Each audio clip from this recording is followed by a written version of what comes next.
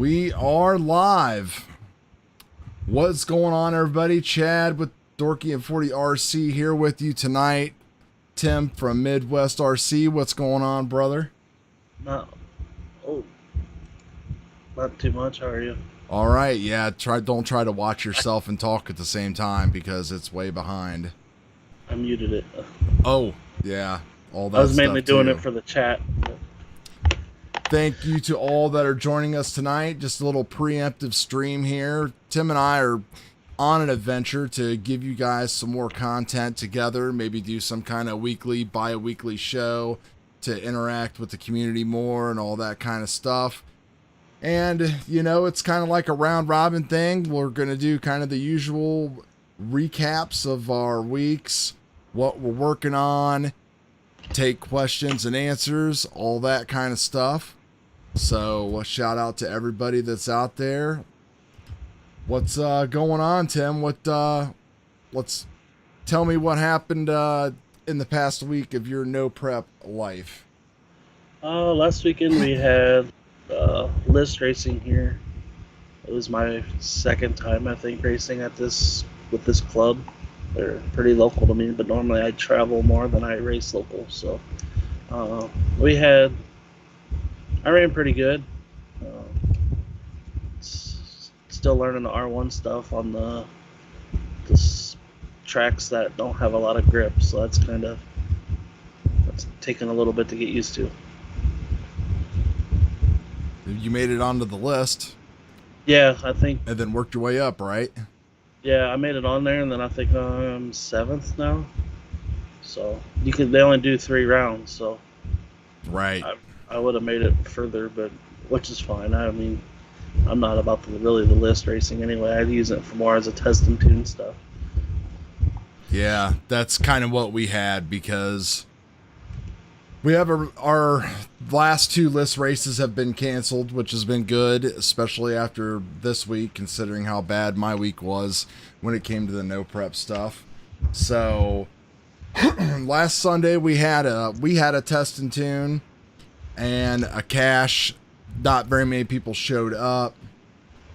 It was okay. Didn't really figure that much out, but I noticed that my times were, well, first I was kind of looking at my wheel and I was like, why? And for the viewers, you'll be seeing a video on this coming up.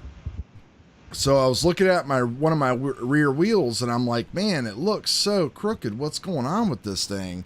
And, I just started kind of moving things around and shaking things around and everything. And I'm like, man, this is not good. This doesn't look right. So I had a lot of slop. Like, you know, we run these cars like super hard. I'm still running, you know, the original DR10 chassis while the breakout build gets finished. And all the plastics are original and everything like that. And I look back, I pretty much started running that really hard at the end of March, when I started doing my first testing with my Macklin and everything like that, and everything was just wore out. I tried to mess around with it with some shims and stuff, and usually the place where I run at least around the road's tough. You know, a lot of spinning. People can go fast sometimes they can't. I usually run around a 2.5, 255 there. But I was running like 2.65, 2.7s, and I just couldn't get it going any faster. And me and you spoke, and I sent you some pictures and some video of what was going on. And you're like, yeah, you should probably do something about that. So we threw some new plastics on there and a lot of aluminum stuff and tightened everything up and went back out and actually ran my best time out there that I've ever ran on that road, which was a 2:45.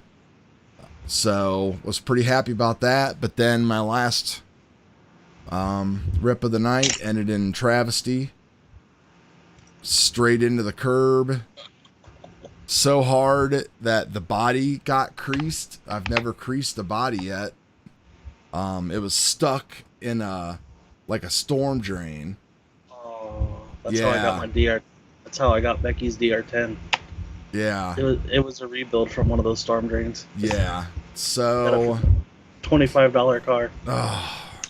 So I've pretty much been trying to recover from that all week, even up to today. And then adding in some extra things that showed up, like the slipper eliminator and stuff like that, but that didn't really work out because I don't have the right spur gears yet. So I tossed that out and went back to what we were looking at before, just the regular, slipper with the carbon pads. Yeah. Torqued all the way down. Then my motor was smoking tonight. So don't really know what all that's about, but I got everything aligned and lined back up, and the car's tracking straight, and I'm just going to pick it back up tomorrow morning. Wanted to get home so we could talk to everybody. So it looks like we got BBY Auto Graphics in here. We got Taz in the house. Hello to everybody else out there. Drop your name in the chat so we know who's here. Yeah. So I think the other big thing that you did this week, which isn't Nopreprc related, but you flew your first FPV quad. Yeah, it's not my, for a 5-inch quad, it is the first one. Your first legit beta flight build. Yeah, that would be. Everything else before that's all DJI stuff, so yeah, this was it was definitely a lot different. Yeah. So you look like you're pretty happy. I was having a blast. It's gonna definitely take some getting used to. Watched some YouTube videos last night, and they kind of gave me that video I sent you that pointed out what I did wrong. Yeah. And when he did that, I was like, oh, that's exactly what I did. Yep. It's just stick time, man. Just like stick time in the air, just like practice time on the ground. That's the other thing that, I was talking to you about this week that I've been having some issues with, was just trying to get used to that Futaba. I was kind of like frustrated with the steering and stuff on it, but I got it all figured out, got everything recentered like you said, and got barely any steering trim in at all. I think sub trim's at like 15 or 20 now.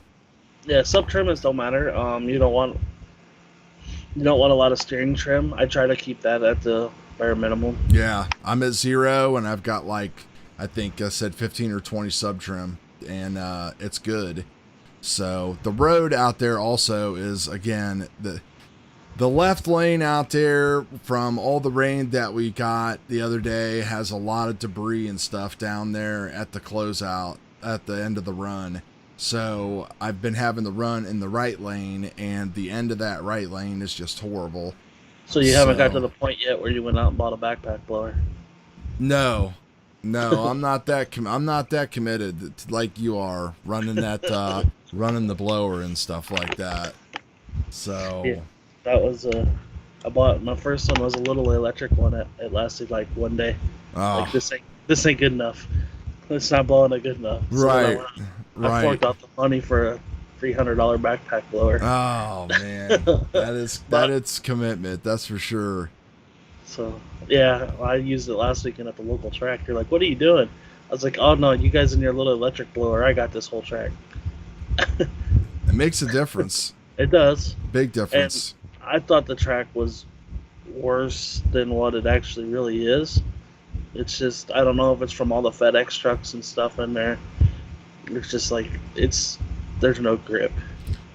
Track conditions is something that is really important with everybody, it's one thing that you constantly have to change. And, tomorrow we're going to a new place that we've never been to. Is that a list race for you? Yeah. Uh-huh. So I'm pretty sure. Yeah. So, when you're coming in, so when I come to a new race, you've got a lot of racing experience. You've went to more tracks and stuff and no prep stuff than I have, but kind of like the first thing that I do is I want to try to make a slow pass down each lane. Well, not even like a slow pass, but the first thing I want to do is make sure that if it's a nice parking lot, like right now, my car is trimmed a little bit for some crown. Yeah. So if there's no crown, then that means that I need to get rid of that.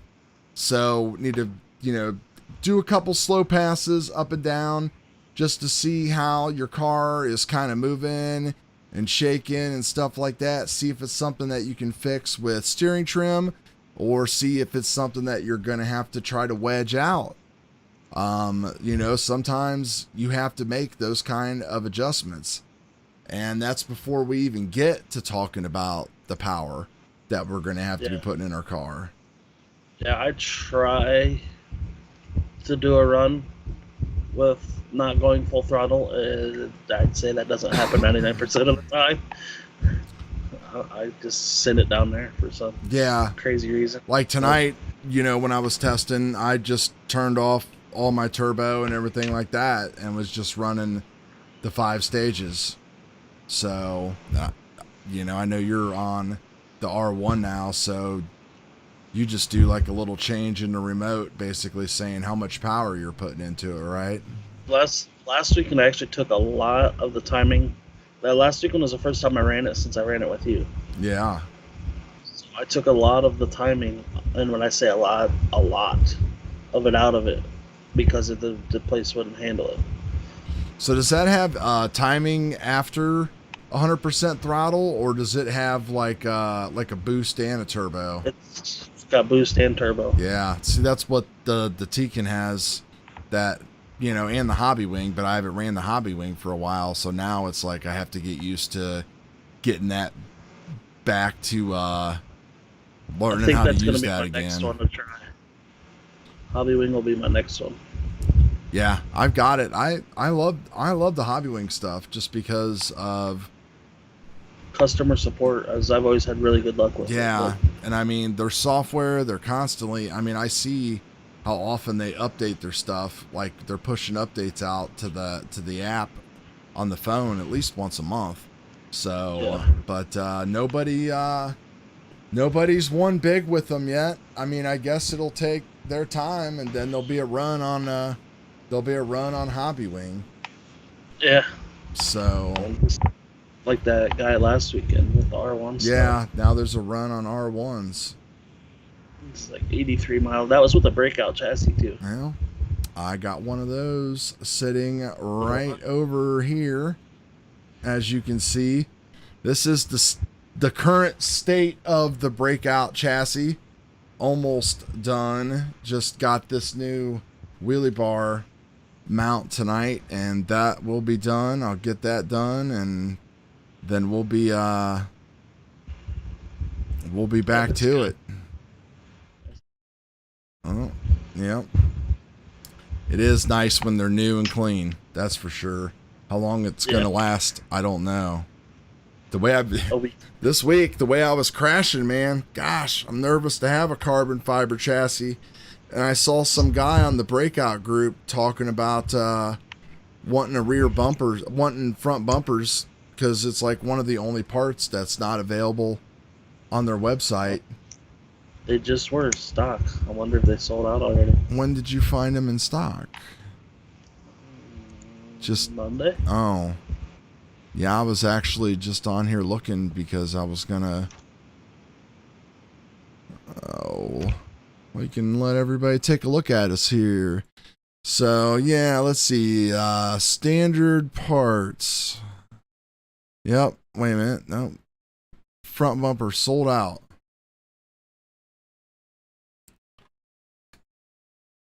Yeah, it looks like they're sold out of a lot of, like.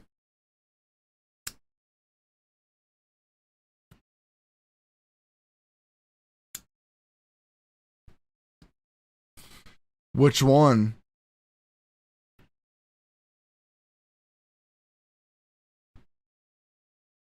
This one right here?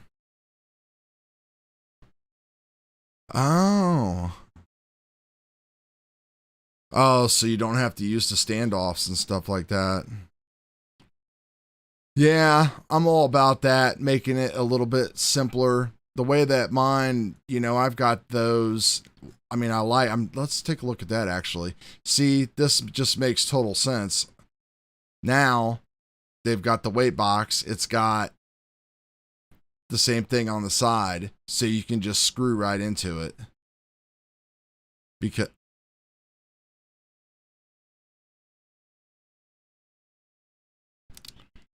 yeah, but you know, this right here is kind of a hassle, because you got all these instructions that you have to follow, and I'm still not 100% sure how to put it together. I'd have to kind of read through this again, you know, but you have to use bearings and everything like that. Like, I wonder if you even need to use, which I never understood why you need to use bearings up here, because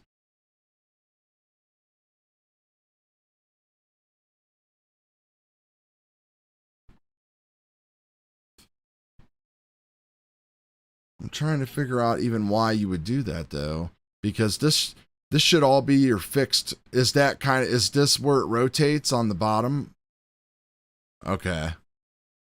So it's using the bearings to rotate. And then this is the fixed hole up here. Yeah.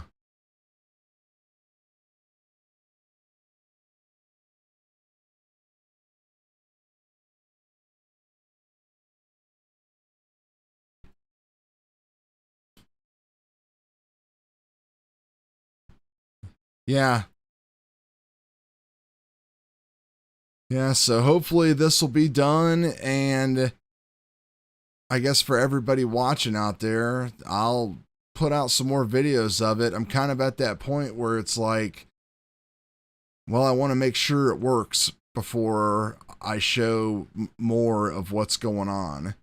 Plus, it was that 4-hour building session that we had last weekend when we did it all. So trying to cut that up and voice over it and show people a little bit more clearly what's going on, because, you know, the ass end of that thing is pretty it's kind of complicated. Yeah, well, yeah, and I heard they were bringing out new instructions.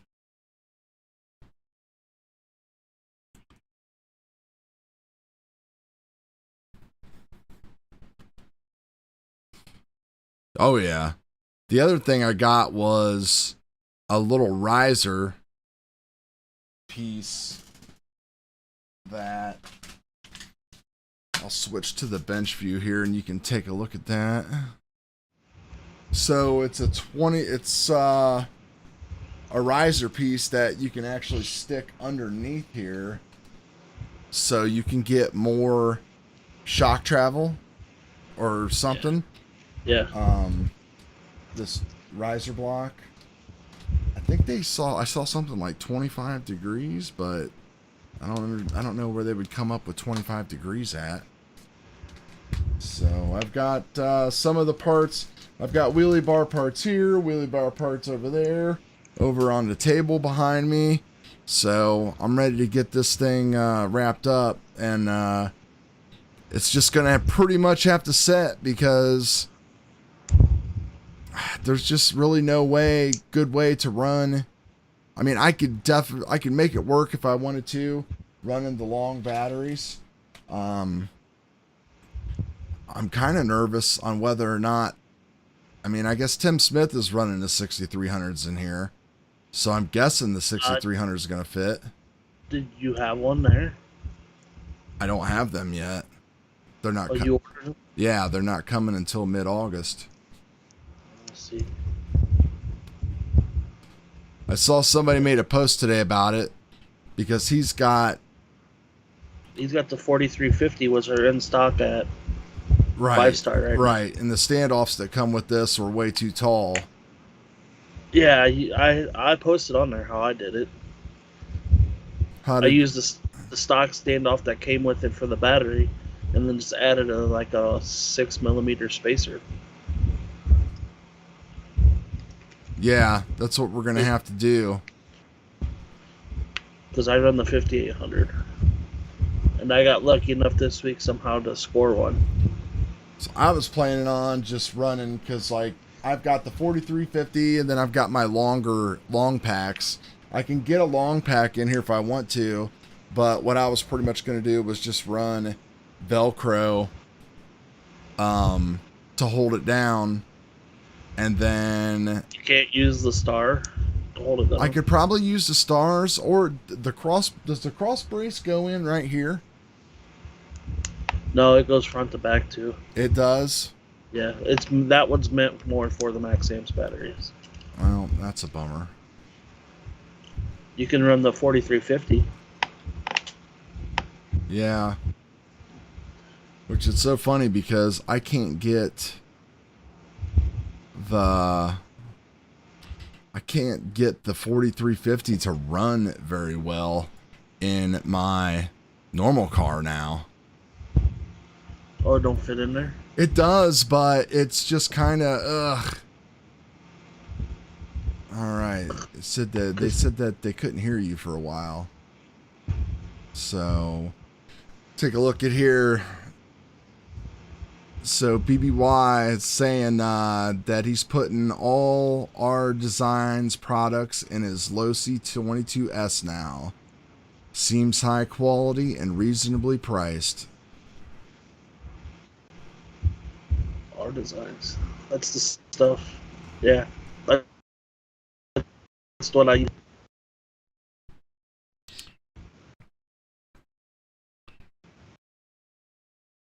Sounds like your internet might be breaking up, man. You are frozen in time. The beauty of live streaming, folks. There he is. He's back now.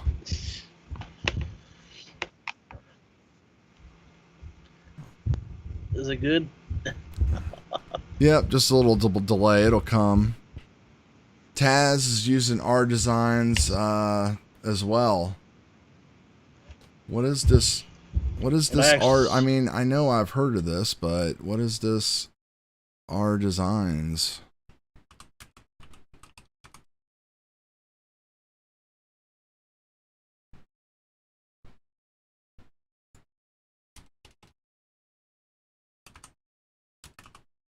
So they make like okay. Oh yeah.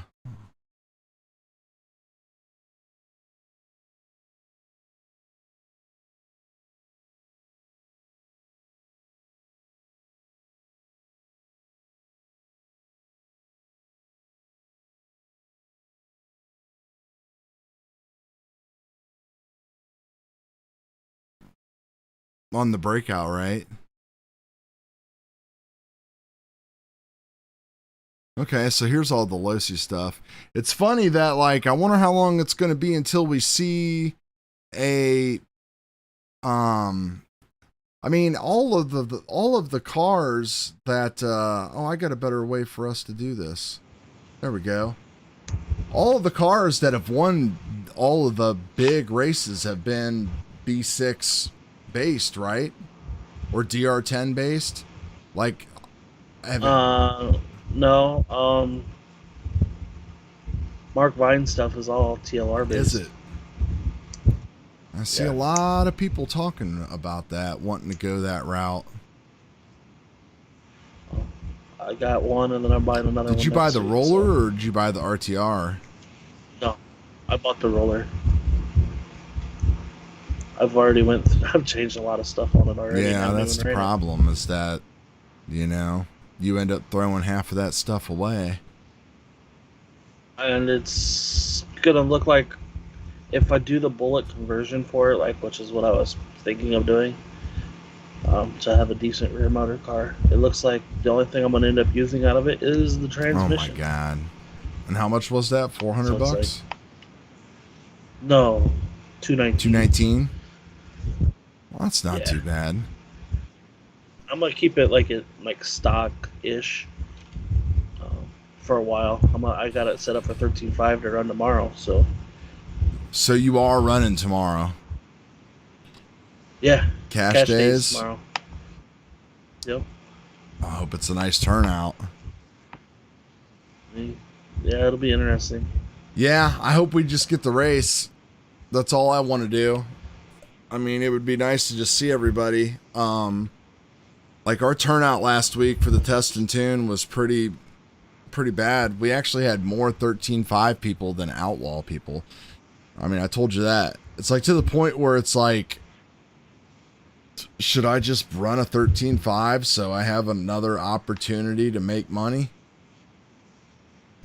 Well, that's kind of what I did. Well, it's not bad because, you know, when you've got 7 or 8 13.5 people that are coming in and paying $20 to get in, and the winner's walking away with 140, 150 bucks, you know? Yeah. I mean, it's kind of crazy to see some of the times that these people are running with these 13.5s right now, though. My God. They're running like what they're 2.8s. basically running what I was running back in March when I first started all this stuff. Yeah, my first pass with my DR10 right out of the box, I think, was a 2.6. Maybe it was a 2.8. But it was like really eye-opening. Like, holy crap, that's actually pretty fast. And then you get more involved, and then it's like, I ran out of room at my normal test spot because it was going too fast. It's Yeah, covered in ground. we're all running into that problem now. That's why we've, you know, I was just talking to you about that earlier. The safest play pretty much for shutdown at this point for us is to just kind of, after I went into the drain ditch, is to literally just slow it down and try to stop before you get to the end and run off into the grass. Yeah, that's how it is here. Our road's not too bad. That our new road that we found, it's not bad at all. So, but it's still, I didn't blow when we blew it all off. It took like 3 hours the first time we went there to blow it off. But I didn't do the shutdown area, and so I think that's what killed my R1 motor, was a pebble from Yeah, I down was there. thinking about that today too. I was like, I wonder if I sucked up a rock in there and that's why it was smoking like that.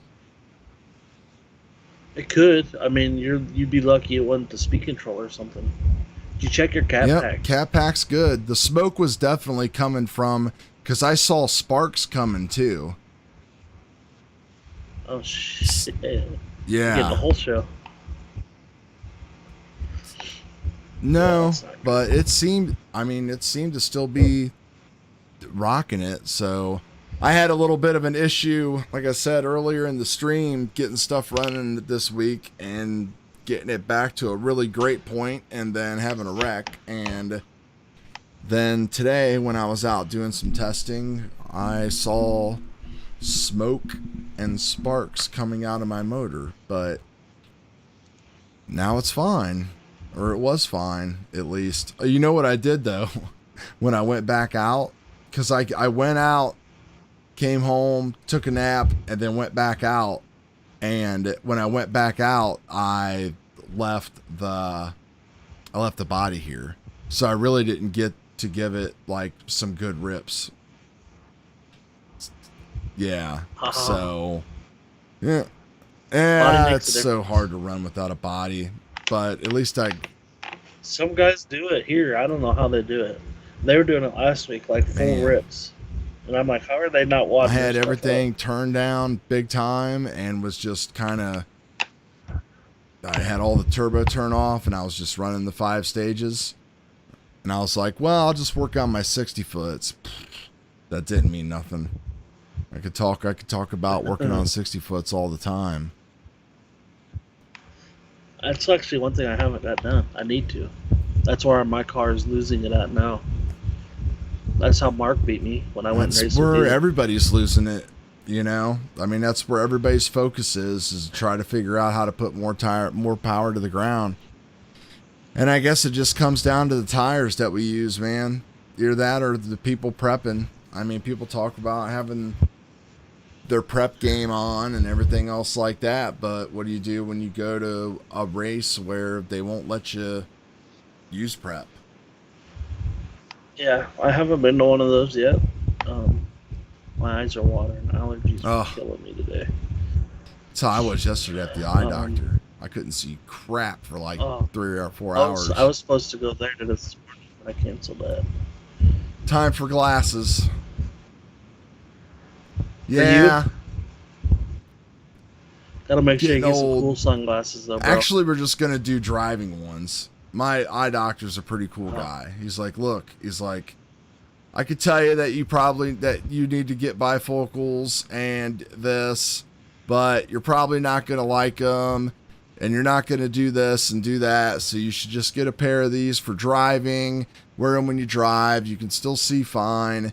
They'll help clear things up a little bit, and eventually, when you get to a point when you can't read close up, then you'll want to do it. Because I have to like hold papers like out to like here now. Like I can't put stuff up close. So it's the problem with turning old. Oh, we just lost your video now. Oh, I turned it down.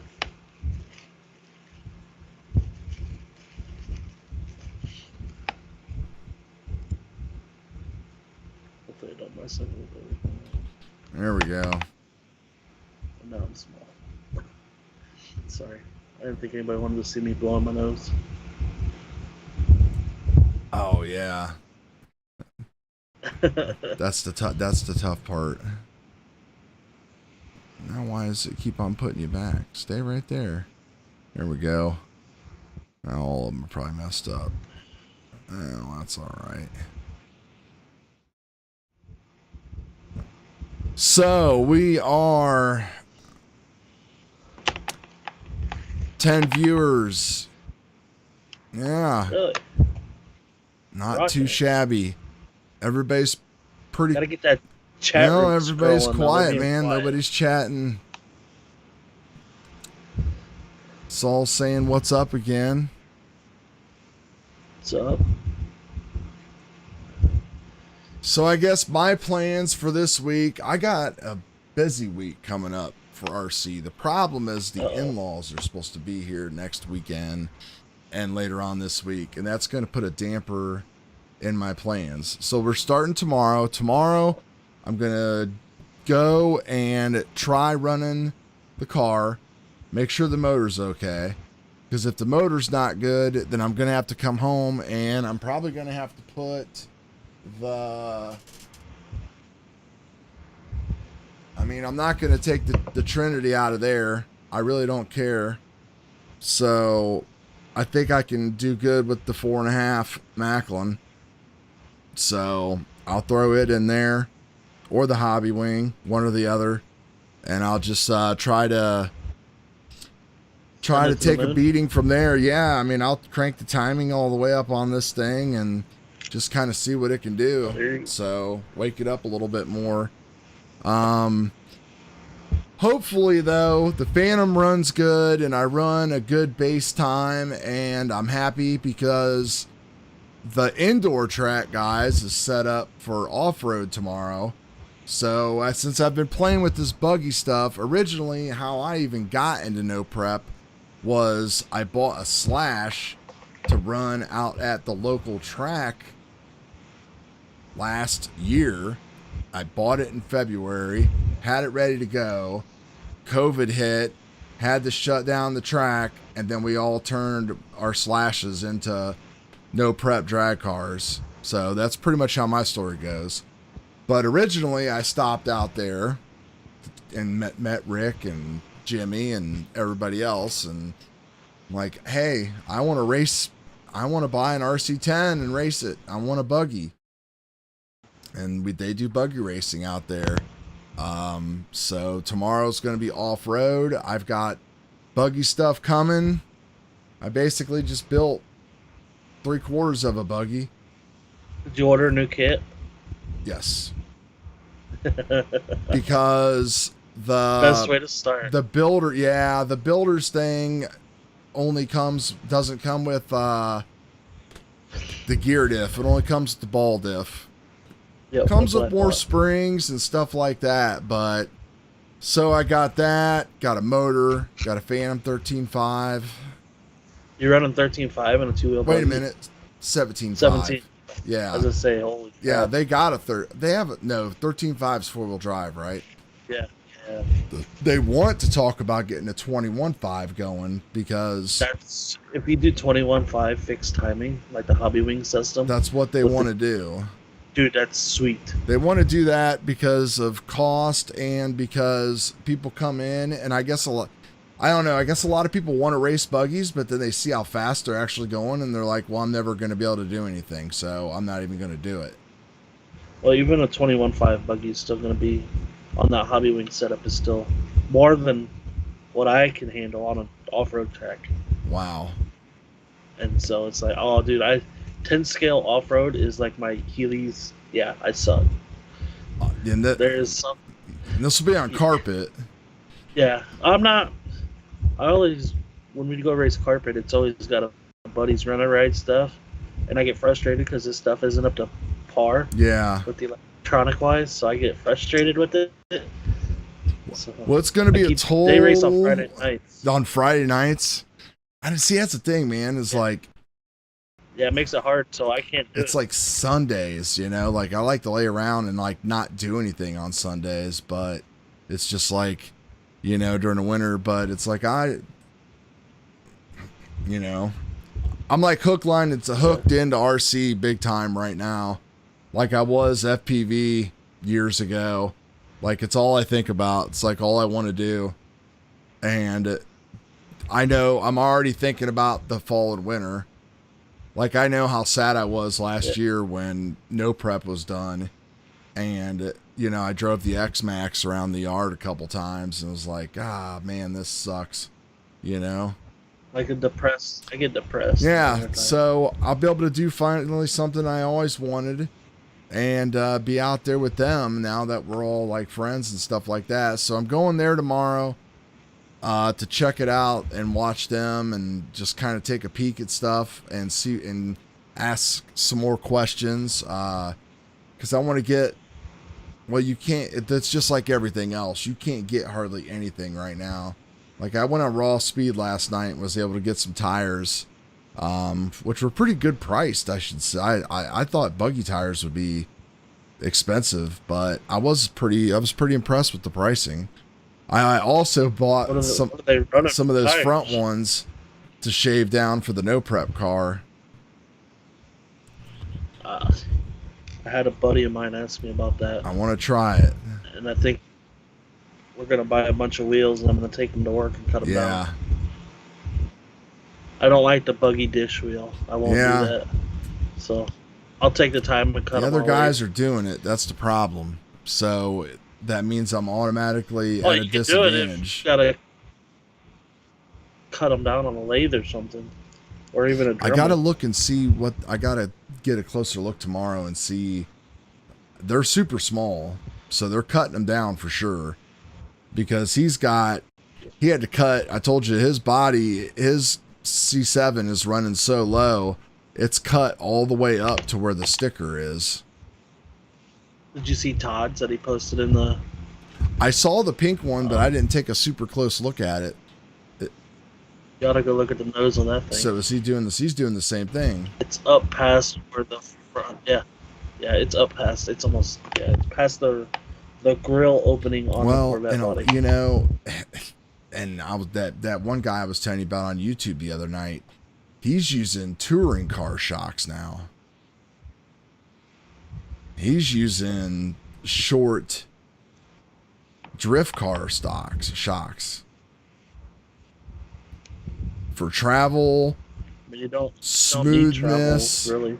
But the things that he had to do, he's got like I can't remember what kind of chassis. He's got like an RC RI Black Widow chassis that he built and all this stuff. But it's like the things that he had to do in order to get it to work. Oh my gosh, the amount of like hacking and standoffs and everything. But he had he has a table laid out with springs. What did I say his name was? Something. Coast, something Customs. Coast RC.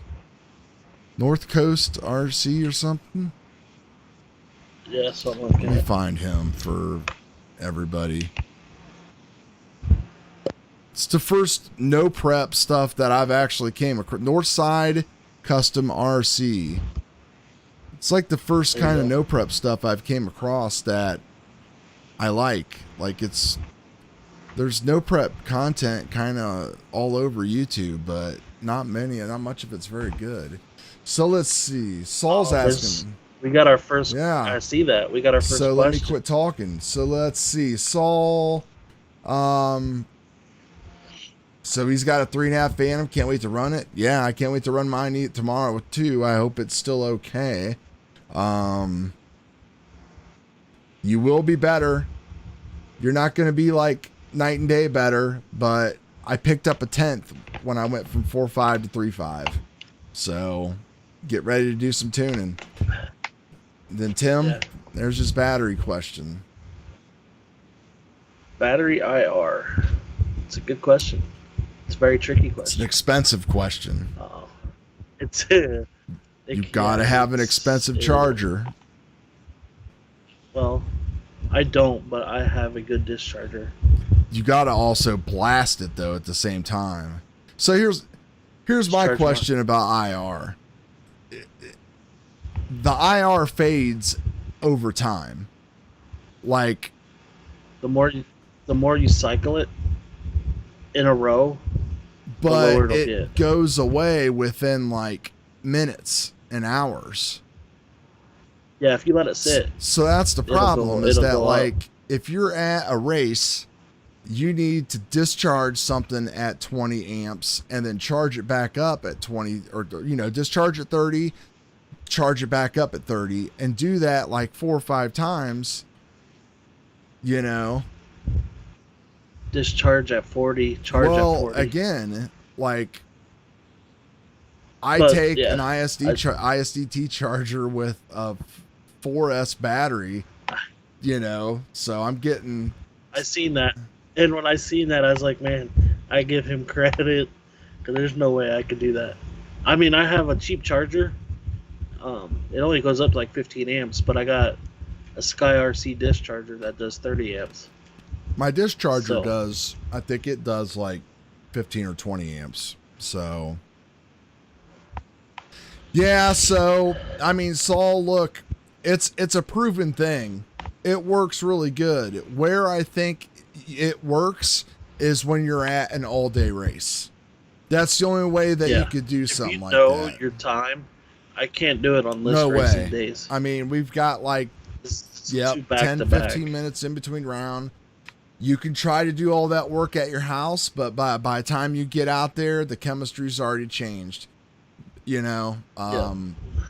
could try keeping the battery hot. They do make and see what that does. Not a fan. The best thing I could say is to try it. Like, just nuke that thing at home and hook it back up to your charger and check the IR on it like every 10 minutes and see what it does. But cycling it, if it's got like our drone batteries have high IR, which it doesn't really matter for that.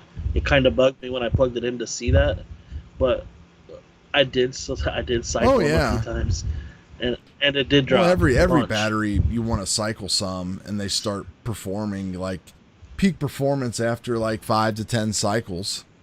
And Saul's got the Sky RC discharger. But yeah, again, Saul, I mean, it's going to work great when you're at like an all-day race, if you get everything down and you're timed and everything. So, testing by race day, no. Yeah. 6. Wow. What kind of batteries does he want running, I wonder? And charger does make a difference. He said he's got a Sky RC discharger. And see, that's the other thing too, is like if you're charging at 12 volts off of a car, I mean, Lord, how are you pulling? I'm trying to figure out how these people are pulling 40 amp. I mean, they got to be using a generator. Like, how are you? Yeah, that's I mean, the only you way I can't do pull it. 40 amps off of a car charger. They won't do it. A car battery might. I mean, it would. man, I wouldn't do that to my car. I'd be wanting to get the hell out of there. So. Well, you seen my setup when I go racing. Yeah. I don't travel lightly. But that's the other thing too, is it's like that generator actually hasn't left our car since I bought it. Nice. It's like it's been in there. I mean, the batteries that we got now are just so much better than they were last year anyway. Oh, after running my max amp stuff, I don't even want to go back to anything else. And it's like the guy from SMC had to like twist my arm majorly to get me to buy one of his 6400s. But you know, those, I tell you right now, if the only max amps pack that I would buy now is just the parallel one. I wouldn't buy any other one. That though, now granted, I'm comparing a 5,000 milliamp to an 8,000 milliamp, but that China Hobby line, like, it smokes those max amps. Well, why? And the cases look the same at half the cost. I'm sure it's probably only like 6,800, 7,000. They always inflate their numbers a little bit, but I'm pretty happy with that. So, like, Sol's got the red lines and the Protex. Yeah, see, I mean, I don't know. I hate being like, I hate talking about batteries and being like a battery snob or whatever. I don't really care about the battery. It's about the actual technology now. Any parallel type of battery is going to have the huge benefits. So, yeah. And he's yep. With the brick, he will see big. Whoa, there came a lot of chats. Yeah, I mean, even with the 4350, I ran that for a long time with the breakout car. even with that, I got a huge advantage. And then when I went to the 5800, it's like everybody asks me now, is like, how do you keep your voltage up so high? It's like I've got 8 cells, bro, not 2. Yeah. And then the ones that I'm getting have 12. Yeah, don't. You might have to turn that thing sideways in the car. Like that's fine. Or I'll get rid of some or I'll get rid of the top plate. Yeah, I've seen some guys doing that. They were just putting it down. Well, let's see. Do we got any more questions? Let's see. What's going on? Magnetic. Chris, first time here. Man, you better come back. Check out some of the other videos, Chris. I've got 3 cars. Stock DR10, DR10 kit with Phantom 4.5, blah, blah, blah, reactions. First cash days next weekend. Ooh, he's got a Tekin 3.5 turn with the RX-8. That is what I'll be running over here, brother. I got my RX-8 right here, but I've got a Trinity 3 turn in there. So I'm pretty stoked with that. And you've ran an RX-8, I think, didn't you? I had one that didn't make it off the bench. Didn't make it off the bench. At least mine has, thank God. Yeah, you got yours programmed? This one we couldn't even get programmed. It's actually sitting in the top of my box. It sounds like quality control's been some issues. So I've been in FPV for years, so I know what it's like to go through quality control problems. Oh yeah. I mean, everybody's got them. Nobody's wait till you do an all-in-one board build. You'll know what I'm talking about. You'll be like, oh my God. You thought those solder pads were small. Those were. They get smaller. For this old guy. Our new chassis. I'm going back. What chassis are you running, Saul? I got a stock slash chassis with RX-8 at 3.5 turn. Damn. Good on you. I should be watching you, Magnetic. Hey, to your defense, you have done 2 Yes, I have. A 13.5 Punisher for the DR10. So I just put my Chris flies too. See, Chris, we're perfect. You got FPV and RC drag all in one spot. And I'm hooked on the FPV stuff. I just wish I could get out more. Yeah, I haven't flown much. The weather's been so bad. I really want to get out and test that and fly that 69 more. I was just telling my one buddy about that today, how much I wasn't that excited about it when they came out with it, but man, like, I love it now that I got it in there, because I've had to figure that stuff out for so many years, like the tape, the zip ties, heat shrinking 2 different things, trying to figure out where to put everything. Now it's just one little brick. I'm there with you, because right now my Nano Crossfire is sitting on top of my VTX, and it's just kind of like hanging there. And I'm like, something's got to change. Chris, I run Crossfire and Tracer, mostly Tracer now. I don't really put a whole lot of FPV stuff up on YouTube anymore. I actually put FPV flying in my Nopreprc videos. The FPV people on YouTube just kind of turned me off. They're all experts, and they've all been in it for like 6 months compared to my 7 or 8 years. So I just kind of quit trying to, I'm always try to help people and stuff like that, but I get comments every day on like some of my biggest FPV videos, and I'm just like, dude, this video's 3 years old, or this video's 2 years old, like. Boom, our Saul, first super thanks chat. a bunch, man, for that super chat. I got to split that with Midwest RC here now. Definitely appreciate that. Yes, thank you. Yeah. And this week was my first flight. It was interesting. I was so nervous. And I have like control, but for some reason I was still like very nervous. It's like even after flying RC planes for so long, it's like I know what I'm doing. Did you ever go back and look at mine? Like any of my like old FPV well, I showed you that. Do you know what's crazy is I showed you that Gobi video, the Gobi 210. That was like 3 months after the Vortex, and I couldn't believe how much better. That was in like a summer. That's how much I was going out to that flying field. Before that, like I didn't fly in acro at all. I was always flying in angle. Like we're talking ancient FPV technology. Well, that's why I asked you about it. I was like, angle mode, what is that? That sounds like something I could use, but it's like, I don't think I want to use that as a crutch. No, you would never want to. It's a hindrance. You won't be able to fly with it. Now, people do actually use angle mode today as a bailout.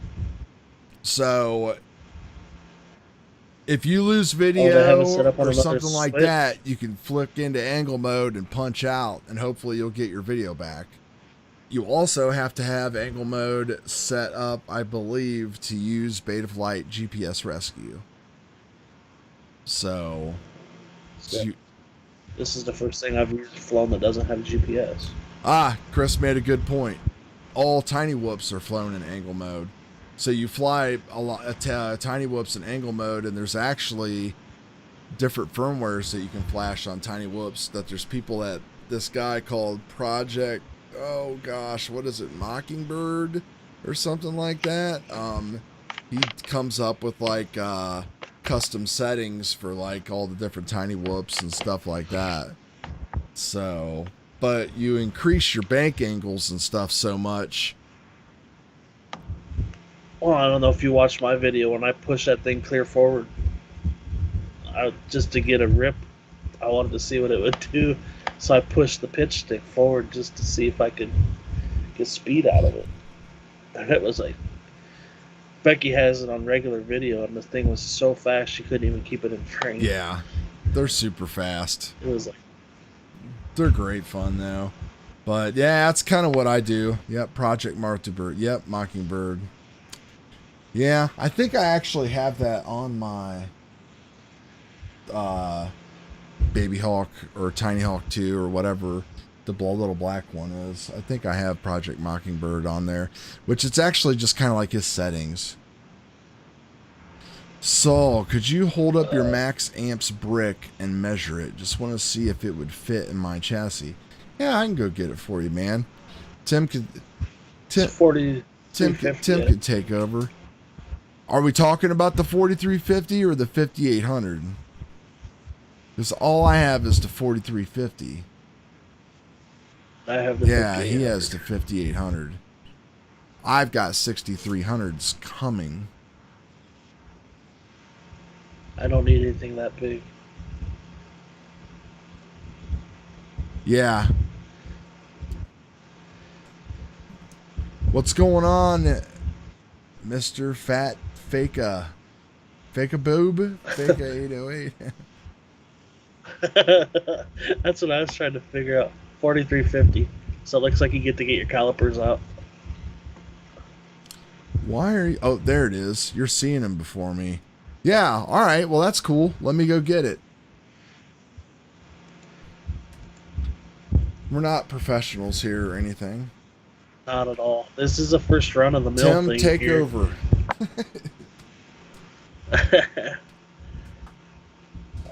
So any other questions you guys have?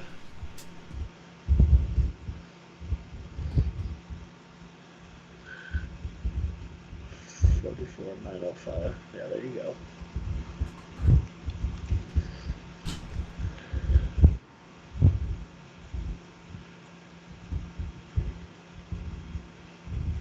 Yeah.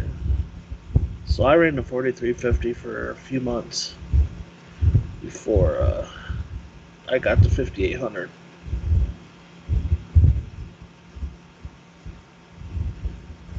Yes, Chris. Max Amps is right now the only company doing packs in parallel for like so my 5800 I believe is a 4P pack, so it's got 8 cells in it.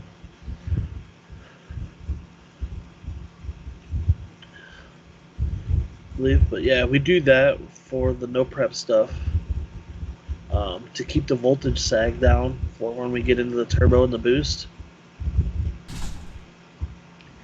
Can you guys go over shaving tires? I'm running low profile front tires on my car. Got faster. Chris, yes, they're still rated 2S. Oh, your brother builds packs. Yeah, they're still 2S packs. Like 2S 4P 5800.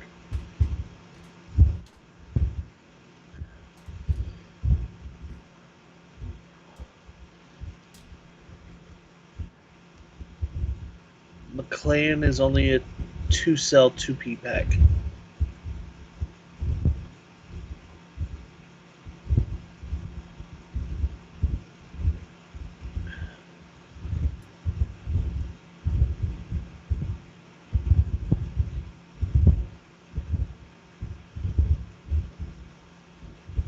Renegade chassis. I'm not sure what the Renegade chassis is. I'll look it up though.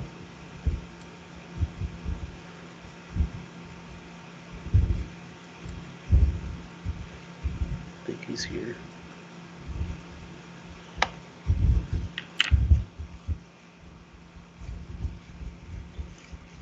$69.34.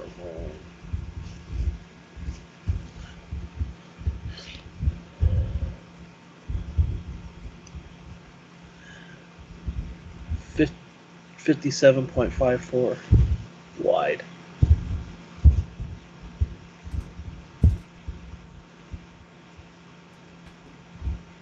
36. It's like 36 millimeters tall. All right, there's our dimensions. Can't believe that thing weighs 286 grams. Dude, wait till you get your Fat big ones. baby.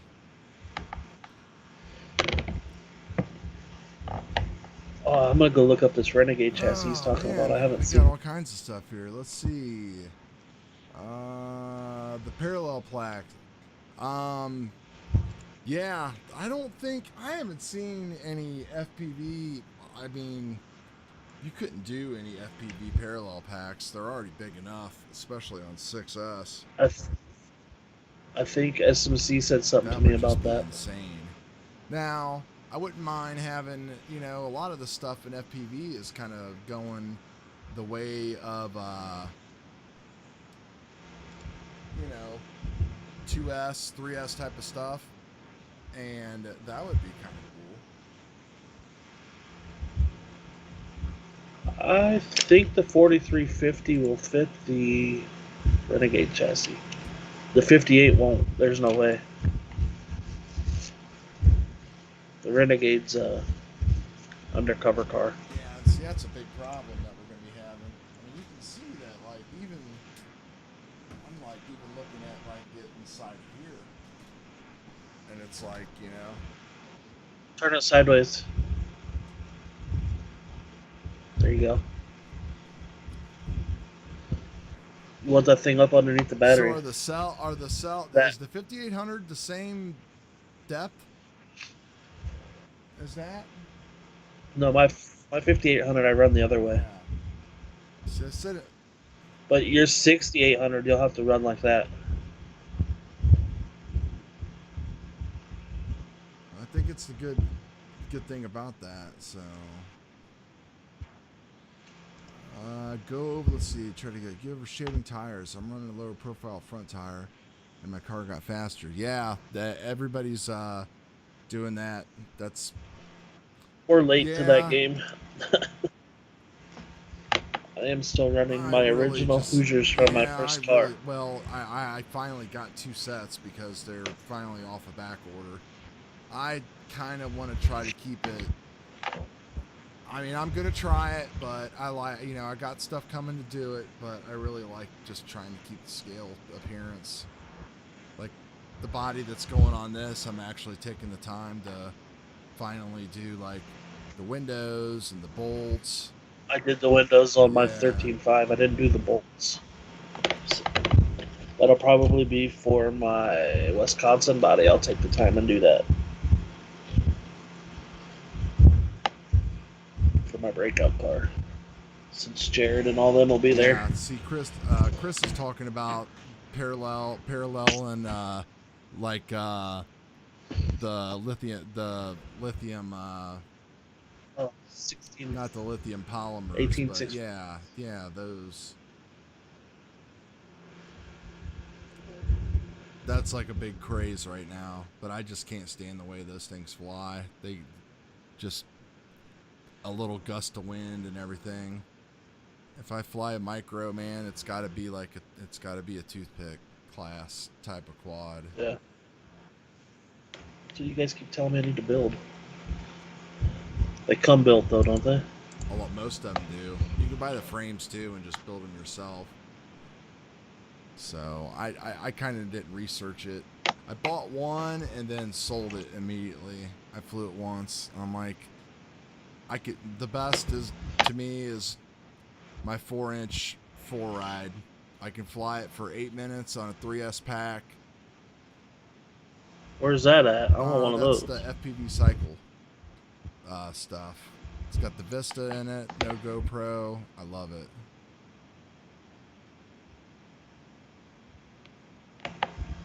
Oh man, yeah, keeping that weight down low, man. That's the trick. That's for sure. Is this a tooth fairy thing you were telling me about? Yeah, that guy. Oh, everything's like backordered. He's gonna have a hard time getting stuff. These guys are wanting, China's wanting big orders now. They're not, like I don't think Bob's got enough like capital to throw down to place the orders for the stuff that he wants, or maybe he's getting booted to the back of the line. Sounds like some of the tire people that we deal with. Well, I have never bought them because you can't get them, but same thing. And they're using people's pre-order money as an interest-free loan, which I don't agree with. And it's paying for their tires on top of everything. So. I know. Everything is went to pre-order. It's ridiculous now. Yeah. That's kind of like the new way of doing business. It's like, give us your money and, you know, and wait. Hurry up and wait. Yeah, I'm not a fan of that. Actually, the breakout car is the first thing I pre-ordered in years. A lot of people in the FPV world got burned on that about maybe a year ago when these first kind of quads are coming out that Chris talked about, like the Flywoo Explorer.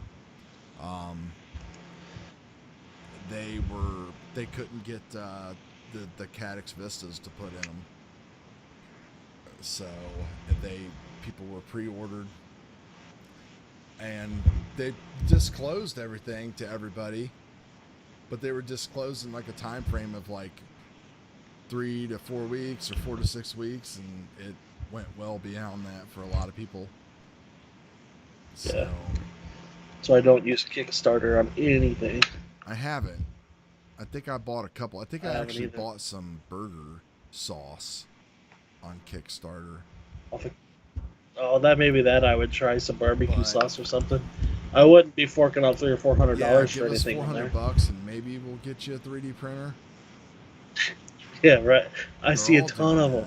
Creality, yeah, but they've done it, you know, like they followed through. So, you know, until they burn that bridge, I guess it's good to go. Yeah, the one thing, Chris, that I'm waiting on right now, I've never flown KISS, and I really want a KISS flight controller FETech to try, but it's like unicorn dust now. There's not even, you can't even, I think Get FPV is the only people that are like letting you like actually back order it, but there's just no ETA. I guess I could join the forum and ask and see how long it's going to be before they come back, but I'm not 100% sure. Dude, that place when I lived in Florida, Get FPV, was in my backyard. Yeah. I actually had a job interview there and stuff. When they first opened up. RC is like an hour down in Columbus. I used to make plenty of trips there. Well, I look on their site to see if they have anything that I could use because it's closed, but it's like, not today, boys.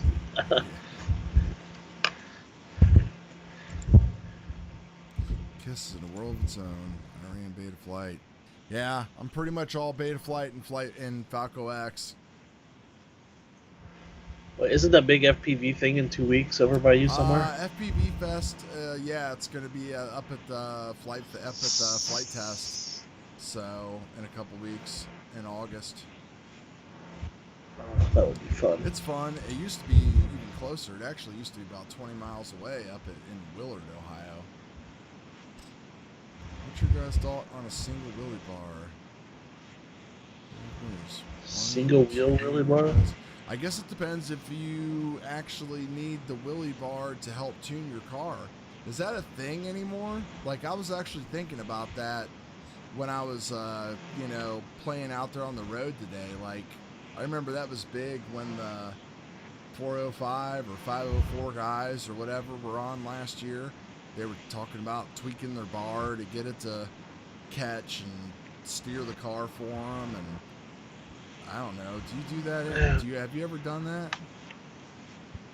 Nope. My bar is just on there. It hardly ever really hits. Yeah. I find now it hits more mid-track than it does at the start, which is That's weird. Pretty much what mine does too. Unless I know I got a good run in when the wheel falls off. When the rubber falls off, then I know I've made a really good pass. Wheel today. So I found it, but missing the bearings, and of course the bearings are out of stock. And Avid bearings. Does they you know the got size? it's like eight by. It's a weird Traxxas size. It's like 8x5 or something like that. So I actually got the other set. I told the guy at our hobby town that he needed to up his quantity to like 2 instead of 1.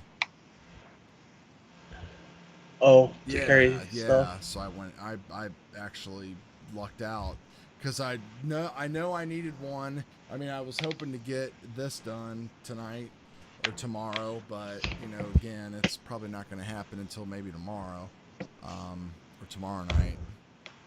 So, but I did end up working out because he had one. Recommendations on going to a full carbon chassis for Outlaw. Whew, that's a loaded question. Very loaded. I will tell you this, it's from someone who's just went through it. It's not easy.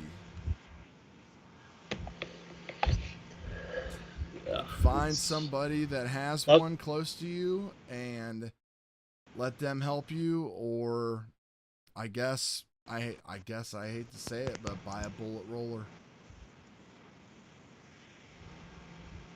Or order a Barth Racing Concepts 5-star roller. Yeah, Tim will build you one.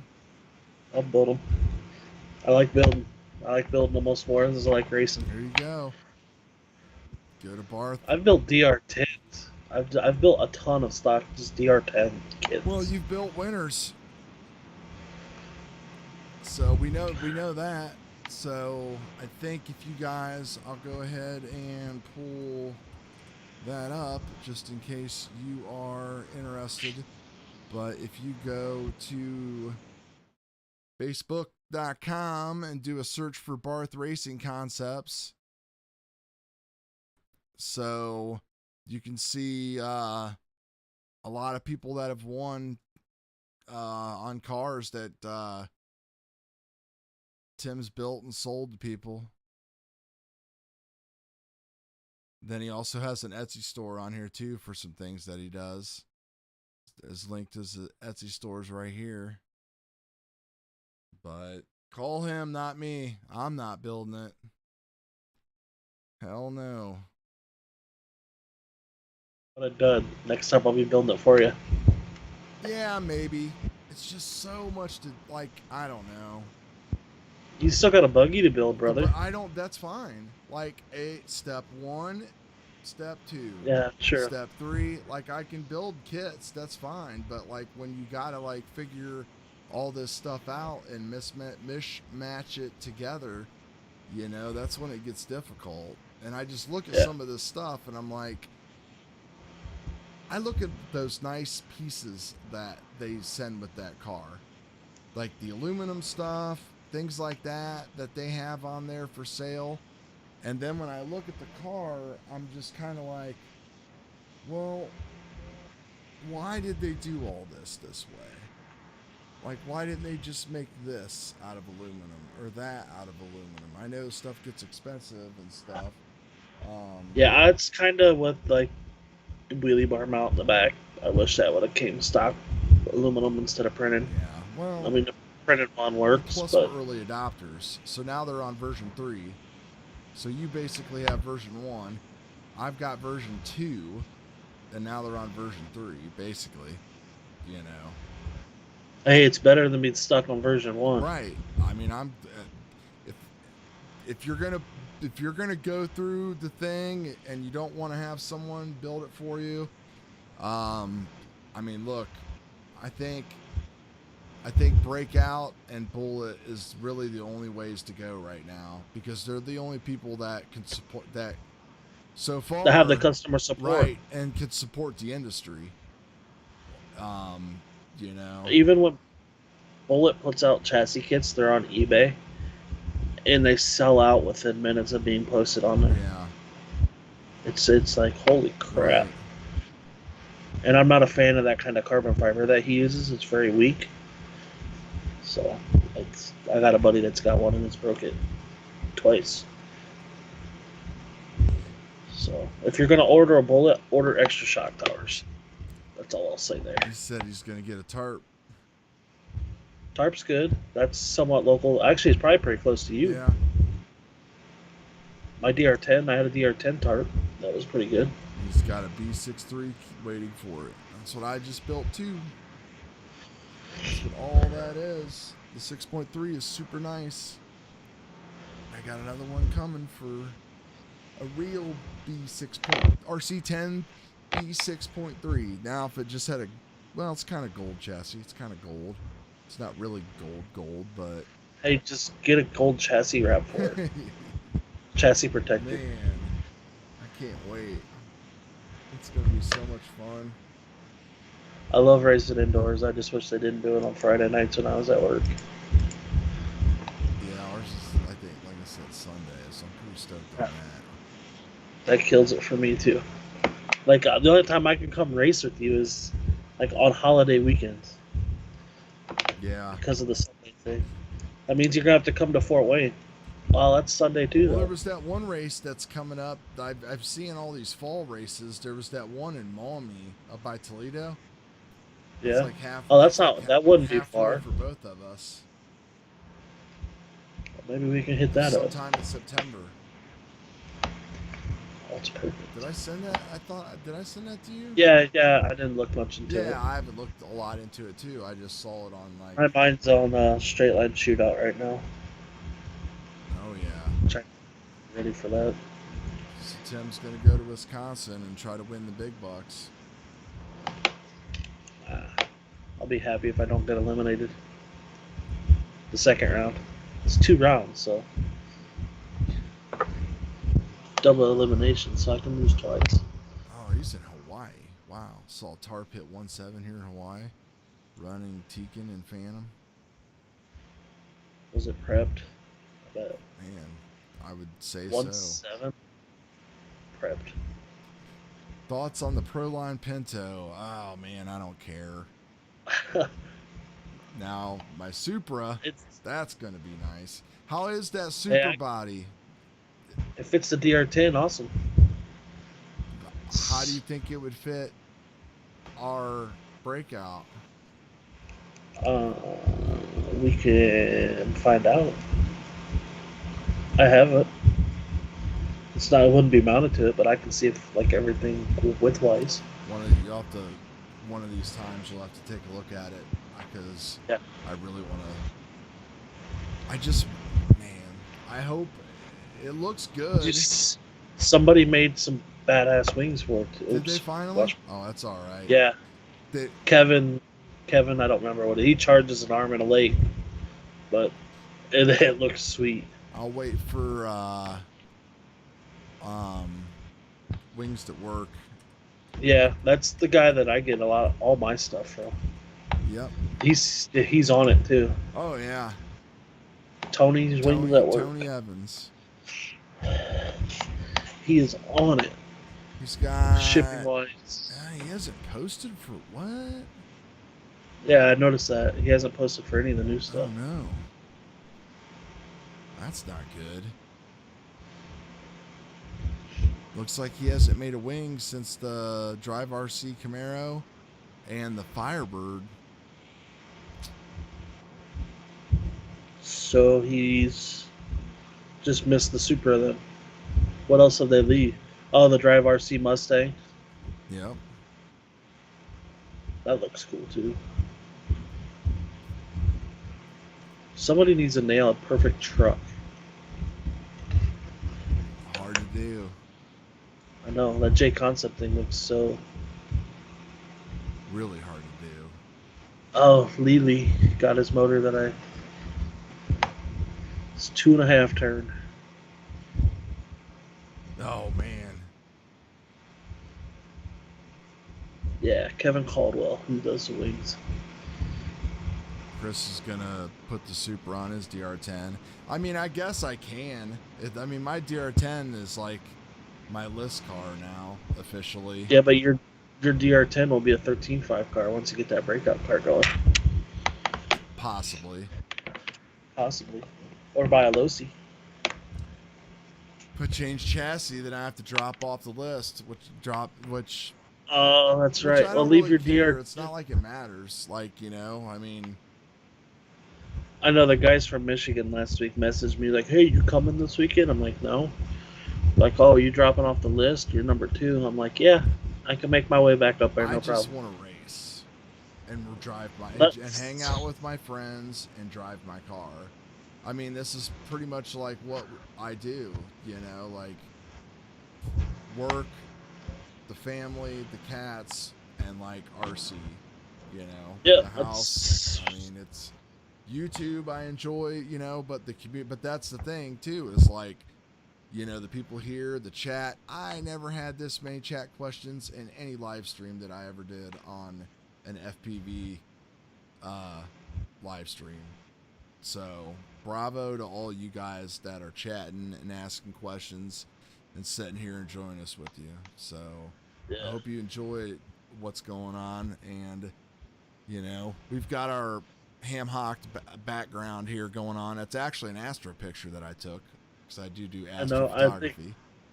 I think I noticed that. So, but, you know, hopefully we can keep this going on in some sort of fashion and make it a little bit more formal than what it is. Yeah. But Yeah. Right now it's 2 guys just chilling.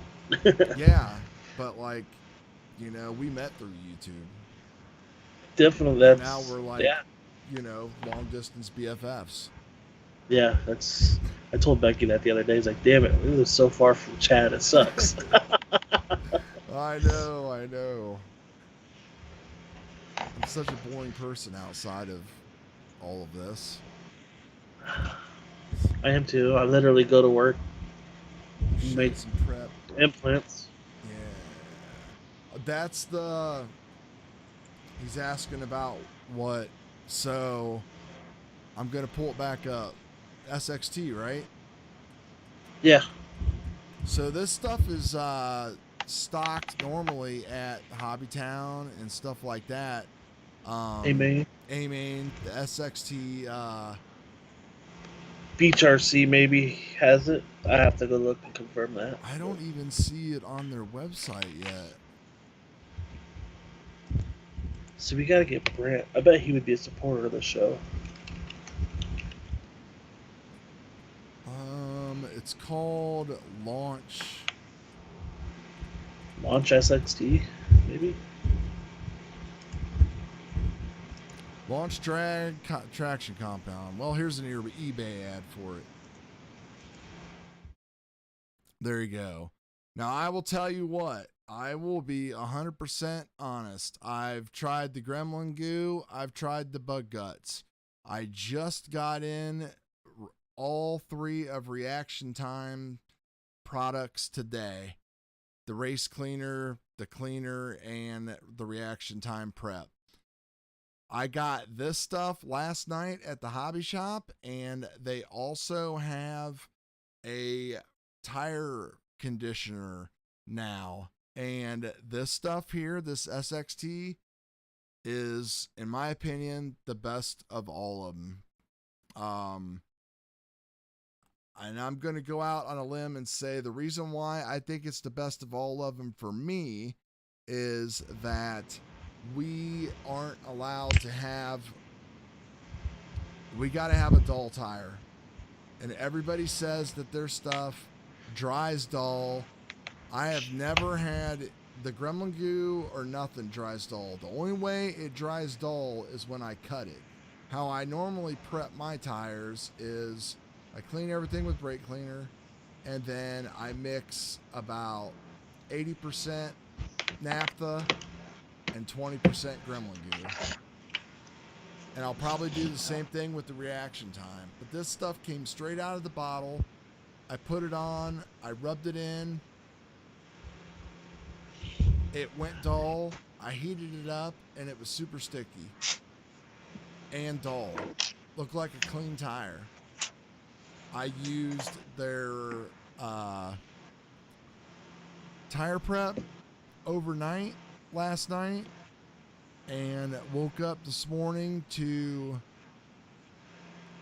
dull, sticky tires. I mean, I think you could actually just use that and not even use the traction compound. This is reaction time, put on a month ago. Yeah. It's been sitting back here in the corner for a month. And those guys, I remember a lot of people were talking and complaining the same thing about Gremlin Goo. And I remember those guys did a YouTube video. And the quality of the video was like 480p. You couldn't see. Oh, I remember that. I think I've seen that. And they're like, look, it's dry. It's just tacky. You know? I mean, we have the piece of paper rule. We've never pulled out a piece of paper and done it. But like... Oh, well, here. Let's do it. I mean, I've never seen... I mean, that thing will pick up that entire pad. Oh, it can't pick it up? Right. Oh, yeah, it picks it up. Yeah, I mean, everybody talks about... You hear them here you talk go. about it. Yeah. Yeah, we don't have any rules like that. I just can't get the reaction time to work. If I've used it. I tried it at your place. You seen what it did. I'm getting it to work better by cutting it.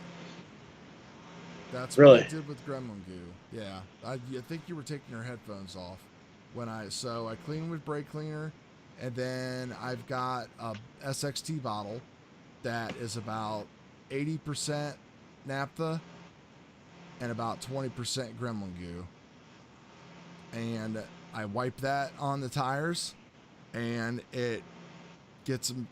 I don't know if it's just that it's clean. I've been doing that instead of simple green, and it works great.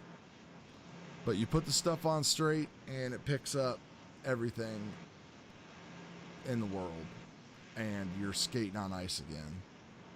So I don't know how people are. I don't know.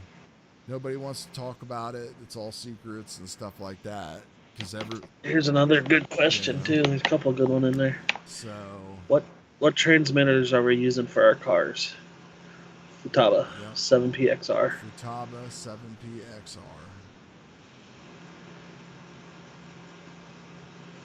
Huh, I just painted my vet body today too. Pimp Juice. I haven't tried that one either. Yeah, and Saul's saying you gotta let it dry. Yeah, I let it dry and then threw it on my heaters, and I could barely tell that anything was on there from looks. When I touched it, it was super sticky. But was it sticky like this? Almost. Like the. I wish I could find it. I mean, I've got so much going on here. That's funny. You lost the whole bottle of SXT. I just had the damn thing. I'll find it and I'll show you. But the tire stuff, I have the tire prep out there, and it did a great job. So yeah, I'm pretty excited. I use SXT 3.0. That's all I used last year. That's all that was around. Was the regular traction compound. Actually, this shit is, dude. I am ungluing this tire just by pulling on it. Hello, we have a visitor for the podcast. Oh, I guess. Oh man, I just picked. I'd say she hears Uncle Tim. Yeah, 2 bottles of pimp juice. Do you use that stuff just like they do on TV? You dump it on the ground and do a burnout in it? Yeah, see, I don't see how that'll work. Dump it on your rug, maybe. I don't know if you do or not. It probably comes with a dauber. I doubt it. That'd be cool, though. People get up there and start dumping that. I mean, then you would just buy it by the gallon.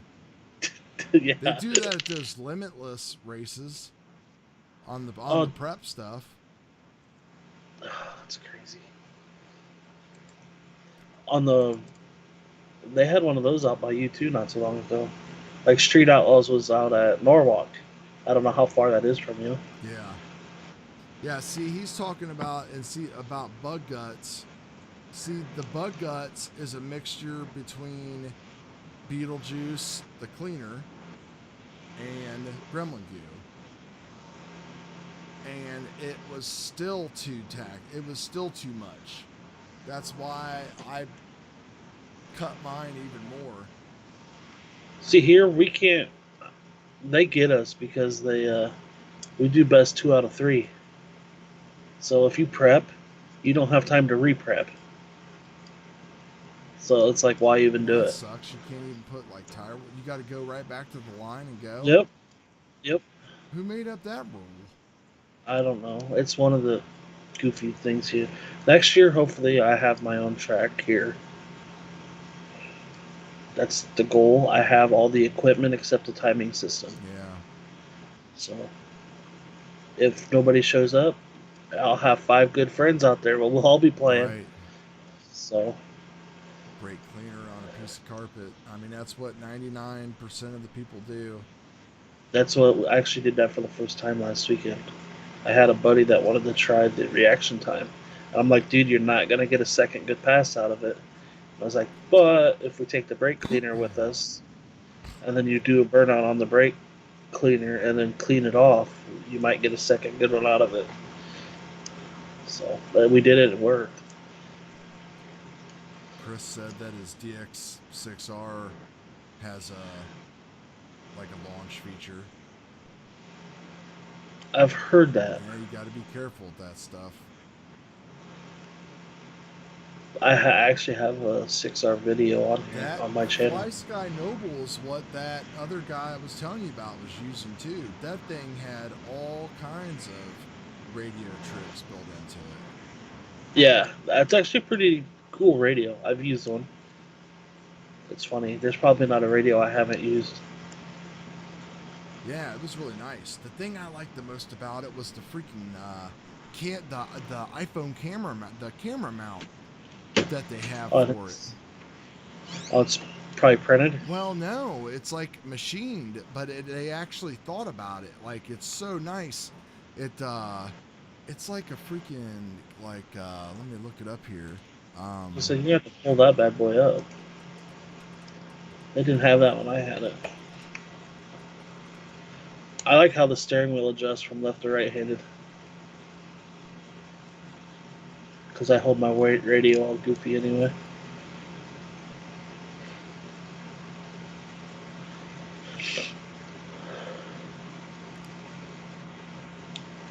Yeah.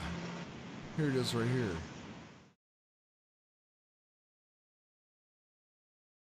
But I wish you could get a better view of it. It kind of has, it's crazy because it's like a ball head. Yeah. But there's like a clamp here on the front. And then it's got like a ball head adjustment and everything. It's like freaking crazy. There it is. Look at that.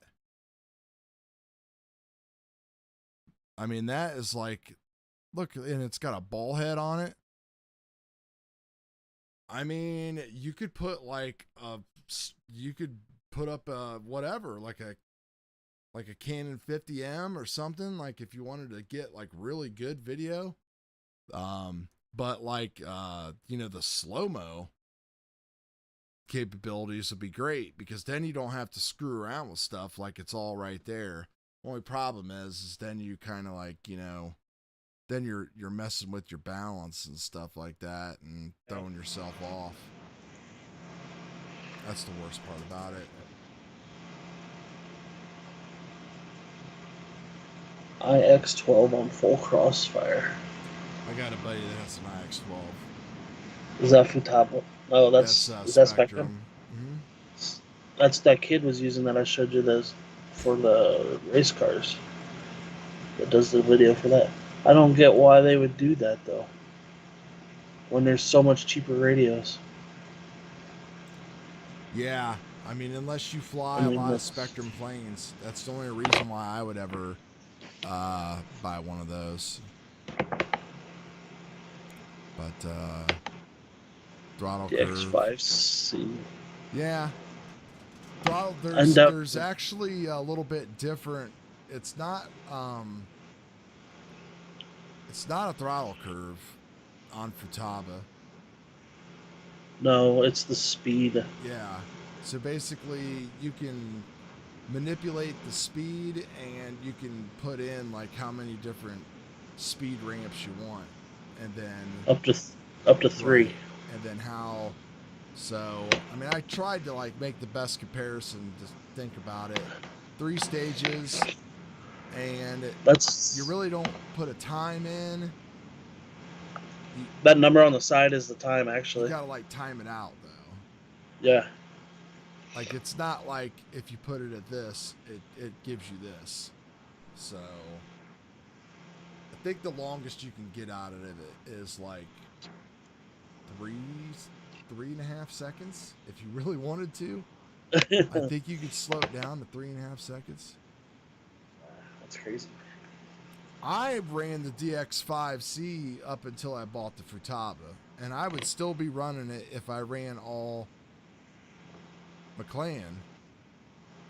But because the launch control, the staging is like the most important thing in Nopreprc that we do. Whether you're doing it in the ESC with the Macklin or the radio. Everybody has... I am really shocked that nobody else has done that yet. I don't know why, because it would just open the door for people. It's the only way to do it, and it would even the playing field for people so they don't have to go out and buy a more expensive radio. Yeah, $700 radio that we both just went out and bought it. Right.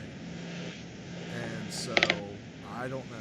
But then I look at my Tekin, and the firmware hasn't been updated since last year. Yeah. But then I look at my Hobby Wing stuff, and it's constantly being updated. Is it drag racing specific stuff that's being uploaded, or just everything? Everything. They don't even have anything drag racing specific still. So, but still at R1. I love the fact... I don't know when time that was. I love the thing, though, about it, though, when you look at their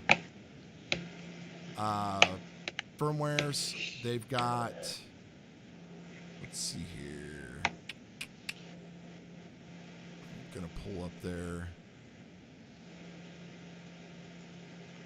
releases.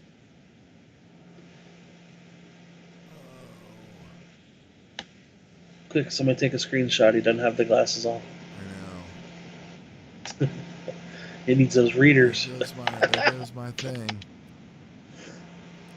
All right, so March of 2021 is when they pushed out their last firmware. And they did have...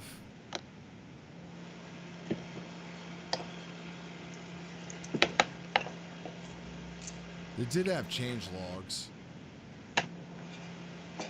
See, I need to get a Hobby Wing. First release firmware for the XR, the Easy Run XR8 Pro G2. So, let's if I show everybody what I'm looking at here. Well, I mean, Hobby Wing is, I mean, they're the biggest player in the game, right? I mean, I don't think I know of anybody that's really bigger out there when it comes to all-encompassing RC motors and ESCs. I mean, nobody else is bigger. You know, they're in the drones. Look how much money they just make out of crawling, out of crawl stuff. I mean,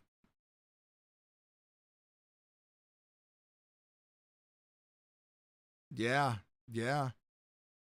The one that's it's like a 545 or a 555 sized, because it's got the...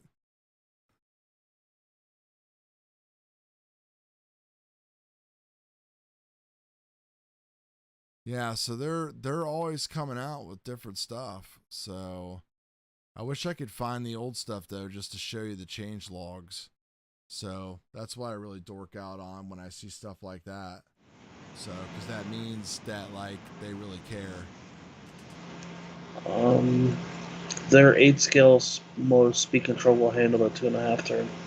It's their new XR8 Pro or something.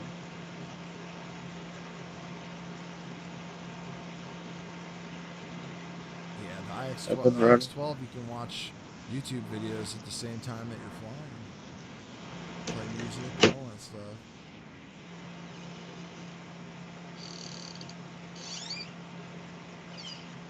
A personal best would have been, oh, what was it? GNS or Tree? Yeah, there's a Tree, difference. it was like what, 217? 2153. 2153? Okay. And my next round was like a 2154. So that was. But that was. I'd say GNSS has got to be like 2.4s consistent. Yeah. With the breakout car. Until the sun goes away. Yeah, the whole timing thing. It's about the only part of like the TSR podcast I kind of enjoyed this past week was when he was talking about his disgust of timing. Like, we're all so obsessed with it versus just the head-to-head race. The reaction time and everything else like that, you know? Like... Yeah, and I was talking to Becky about that earlier this week. It's like, I need to just stop thinking about take that dang meter. It's nice to have for testing, but just throw that thing away. But that GNS doesn't even give you anything, man. Like, I mean, you put two of them on your car and get two different readings. That's the problem. You know? Like, it's crazy. It definitely makes you feel good, though. Oh. Or feel bad. But it also can help you. Well, it didn't take a genius for me to figure out that my car was having problems. But after I changed the bearings and redid the transmission, and I'm like, why is this car slower? You know?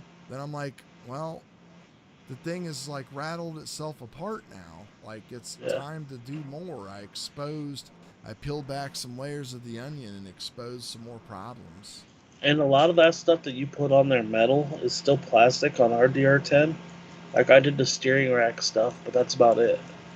Yeah. I use, I'll have to see if I can find the part number. But Associated makes these little shims, like little clear shims. And I use those on all my hinge pins to take up the slab. Well, and that got me thinking. It's like, how long is this breakout? How long is this stuff going to last? Well, I'm still on the original stuff on the original car that's over. Well, it was an off-road car before it was a drag car. So is the RC10 just a better car? I mean, is it just made with better stuff Yeah, than the DR10 is? It's definitely better plastic. It's a race car. Stuff not to like be replaced.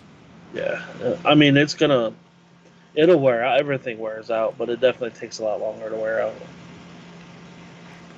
Yeah, Chris is talking Hobbywing. I mean, I run Hobbywing ESCs. I told on Tim's first quad, he just got the new Hobbywing convertible stack. Yeah, those I only ran Hobbywing ESCs because I could never get Flight 1 ESCs and they were direct connection. And I'll never run any other ESC unless I have to. Like, if I have to do some stupid build or whatever, but yeah. We got something crazy. I need to build something big. Yeah, no, bigger is boring. 6 inches is about, or 7 is pretty good, but they do fly nice when you get them going. I need a good camera ship. So I've got the guts of this Source 1 right here. So, Hobbywing flight controller. Yeah. But it's flying 6-inch props. But then it's got the 7-inch arms on it. Oh, there you go. Blue, great. Let me see if I can find them. They're an Associated part. Yeah, I shimmed the crap out of mine, like with the Traxxas shims that I had, and it just the problem is like when I would shim up where the hinge pins are, then something else would be like exposed, and then I had like the bearings like was coming in and out and stuff like that. Yeah, these things are clear. Yeah, they've got a V4 Source 1 out now. Tim's got it. I don't particularly like it because the screws for the 30 by 30 flight stack actually go up through the arms, but it took a super aggressive tune and like almost no filtering, so Source One for the win again. And it's super strong. Yeah. I drove her in pretty good. Oh, that's nothing.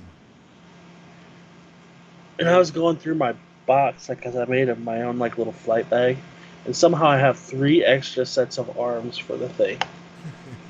And I'm like, I only ordered 1 extra set, so did the kit come with 2 extra sets of arms? It might have came with regular and dead cat. Oh, now you got me wondering.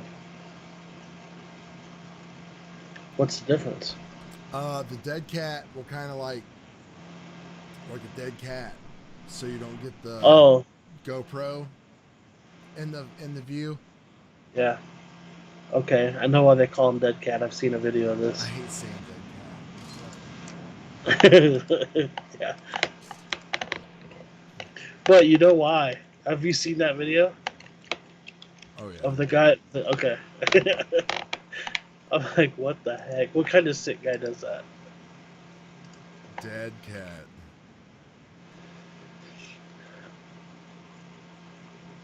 Oh, we have a. Oh, Beach RC is always out for the win. It's hard to support them when I don't have anything. Well, here's the part number for those shims. I'm interested to see what they look like. I just posted them in the chat.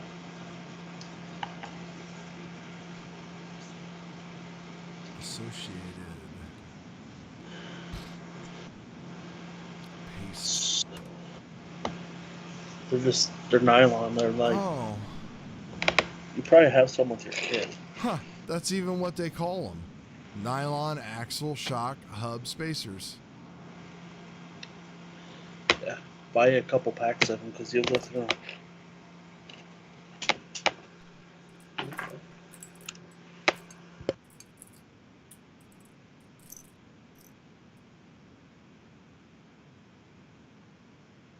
Boy, I was looking back through that video that when we built my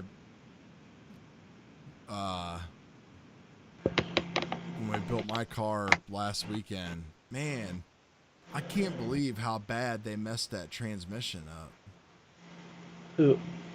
Oh, Drag Racing Concepts? Yes. Well, I shouldn't have named names, but yeah. That's why I have the hot racing one in my car. I had to do the same thing, though, I told you. It's horrible. Running bracket racing.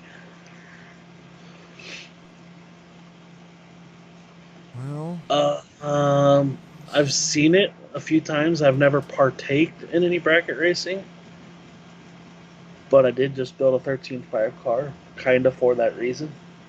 So, we'll see. The only problem with bracket racing is it takes an actual timing tree setup. don't you have to use the actual Yeah, you have yellows to. too? Yeah, yep, you have to use all that. Oh man. So it's. Which means you gotta have super confidence. Have you ever used a tree with yellows? No. Oh, dude. Once you do it, you'll be hooked. You can snap 007 lights like nothing, or at least I can. Well, if the yellows are working. Yeah.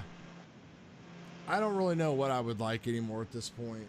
Like, I love that we have our tree in our system, but the problem is like, it's like sometimes it's like, come on, man. It's like, shit or get off the pot. Like, you're sitting there, you know, and you just are waiting and waiting and waiting, and then finally it goes green. They can adjust that in there, and I don't know if they've figured that out yet or not, but they're also unscrewing those yellow lights. But you can go instant green on the program. Like they're doing a stuff. Yeah, I'm sure they got to figure it out a little bit more. I mean, we've actually, I mean, technically,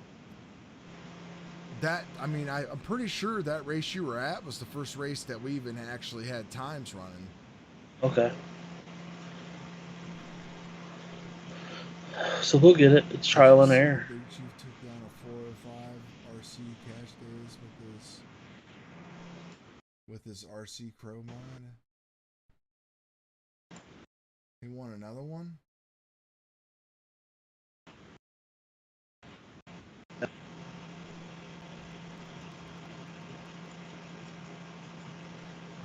Good. Let him keep winning. Actually, on one of the bracket racings that I've seen, they had a crawler. It was like a 14-second pass, and then the bracket car. It was like holy. I think the crawler ended up winning because it was so consistent. It was like every time. Oh yeah, because you got a dial-in number, so you have to get the closest to that number every pass. Right.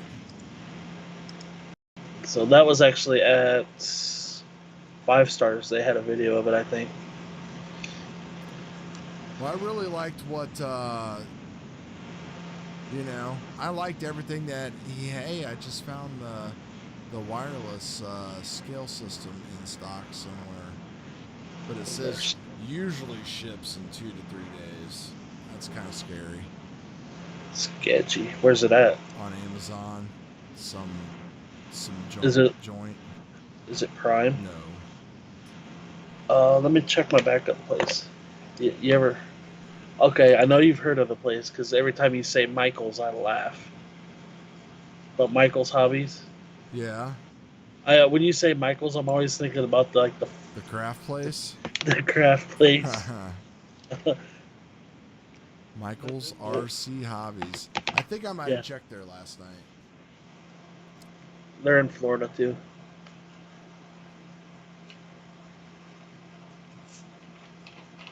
Well, this weight thing's important, man, and it's something that, like, I mean, you know, everybody on here will agree. It seems like we've got some people that definitely know what they're talking about. It's the difference between going 2.6, 2.5s, and 2.2s and 2.3s. It's all the little details. It's the maintenance. It's the balance. It's everything. You know? Yeah, I scaled my car out when I built it. I haven't scaled it since then. The only thing that I didn't get that I honestly thought I would was, you know, because Mark kind of had me talked into it. I mean, Mark's like, you'll go faster with your setup that you have now than you will with Spectrum. And I haven't seen that. Well, actually, I mean, I guess I kind of did, but it's all out in the air. I've been so inconsistent. I think once you get the new car done, is where you're good. That DR10 is. I hit a wall with mine. You're way past what I hit with mine before I gave up on it and built an associated V6 car. Like 2.6, 2.5s. That was it. Yeah. And I finally got to a point where I was like, I even bought the tarp chassis for it and tried it. Just trying everything.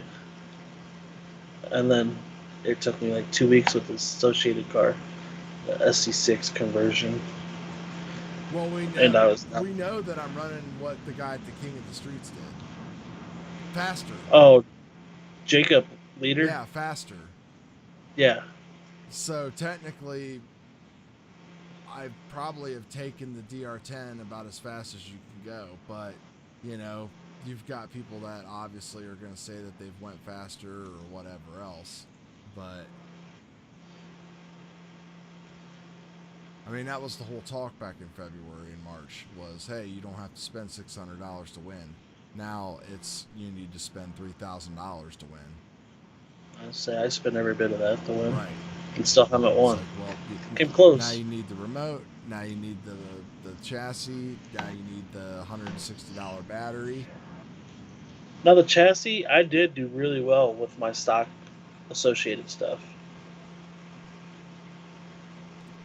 but I have gone faster now than I did with that. So it's, and my buddy, I just built both of his cars are stock associated Yeah, I cars. don't, like, when I sit and, like, look at this, I don't understand. I mean, this thing is so much heavier already, and it doesn't even have everything on it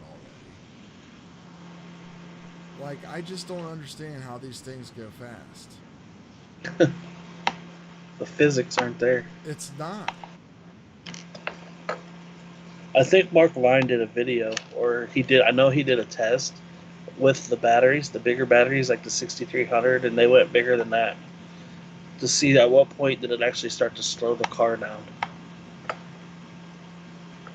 So I think that was in one of his videos on the Mullets page. Weight will never be an issue with this stuff.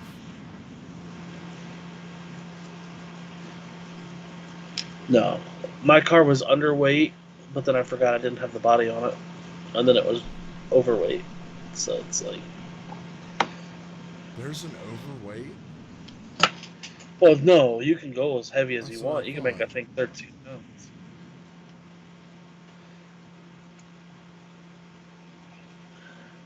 I like looking at it though. It's nice. I just don't understand it. It's like there's got to be a better way. I guess we'll find out here in another year. I'll let things just keep evolving. Oh yeah. It's, somebody's got to come out with a good kit car. The DR10 was like the first one to do that, but with everything in one kit. They don't have the low Sienna kit? Nope. It's a pre-built car. They got the roller. And yeah, that's what I got, was the roller. Yeah, but the But thing they don't is have that team kit, the only thing that team kit came with for $100 less was the the sway sway bar. bar. Like, so Yeah. it was a ripoff. Like, you didn't And I didn't get- realize that until after I bought Yeah. it. And then my brother bought an RTR, and I'm like, it's the same car, just no sway The bar. only reason I bought it was because DR10s you couldn't get for like a year. Yeah. I mean, they came out last March. I remember the one guy that had one, RC Guy's Garage. He would do like 3-hour live streams every day. Every day. Oh my god. Like, I watched like a little bit of it, but it was like crazy. That was like when, you know, we were all locked at home for, well, I wasn't because I worked in the hospital, but I couldn't do nothing else except for work. But then when I came home, I'd watch YouTube, and I was really big into, well, that was when Earl Moorhead was doing his drag car builds and stuff like that too. He did a Losi build recently, if I'm not mistaken. But he's into everything. But he makes us look like pretenders. Yeah. Jake's is a good place to get stuff from too. Yeah. I like their wheelie bar. Their wheelie bar is what I had on my car. Yeah. I like Jake's. They ship fast too. I know you bought stuff from Desert Hobbies. I have not yet. But they also stock the breakout stuff now too. Do they? Yeah, he's got the kits and Wait stuff. a minute. Aren't they the ones that sell the bullet? Yeah. Huh. Okay. Yeah, that's what I was like. Interesting. Well, it is what it is. And I think a lot of that has to come up with something that's in the works for that I know about. But Yeah. I know who's going to be doing their motor stuff because they're having like a whole dyno shop for them. Right. So I know who's going to be doing that for them. And they will probably get all of my motor business from now on. So Earl's doing the see, look, he's doing a Losi build right now, but he's waiting for parts. Oh man, I bet he's pissed. what Losi car is he building? Probably the 22S. Probably the 22. I mean, let's look.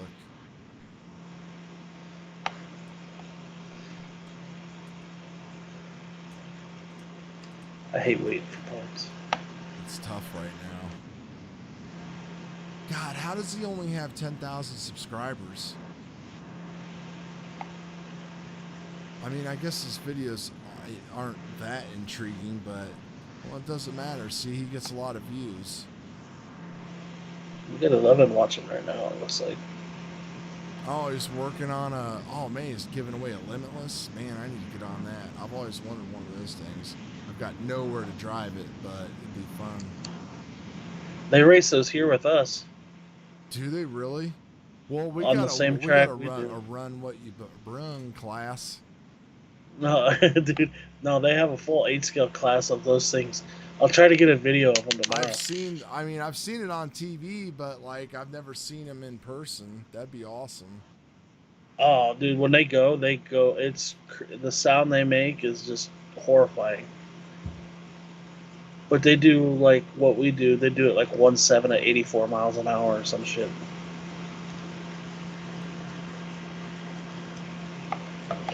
I don't think Earl ever goes to any races or anything now. I think he did What's up? a couple times, but that's about it.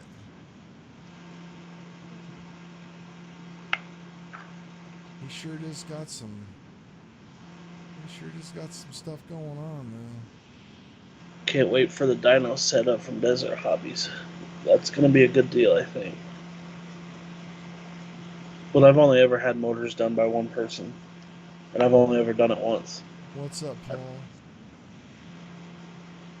So I bought my motor from Rotoron. Paperwork said it ran at 30 degrees. Can you break down running a motor on a dyno?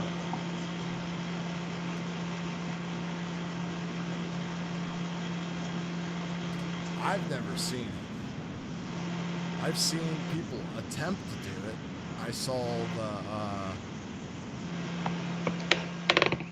It gets sketchy when you get the low turn motors, but they normally don't do them at the full voltage either.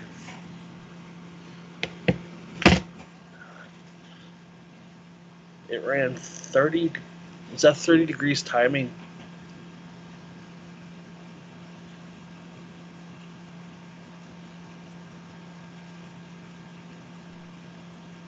Improving on my 3.0 at 50 miles an hour with my vet.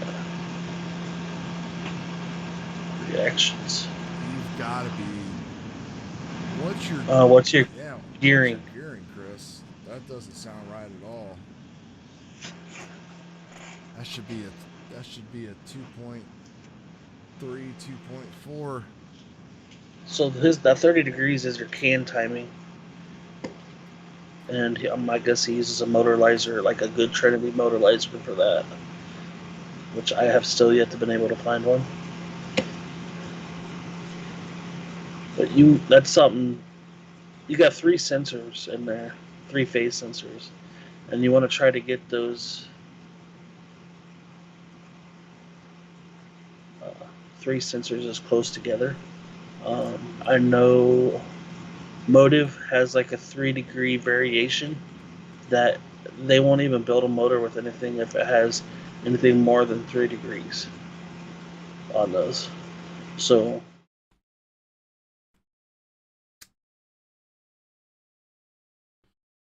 Well, yeah, and I think everybody that I've seen, I mean, I like Motive, and I don't think anybody these days puts out a motor that isn't within 3 degrees.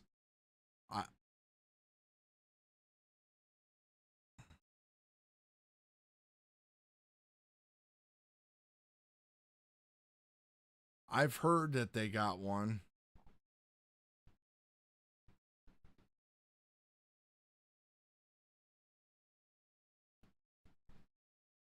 Well, yeah, you're right. Let's say 3 degrees on a Sky RC.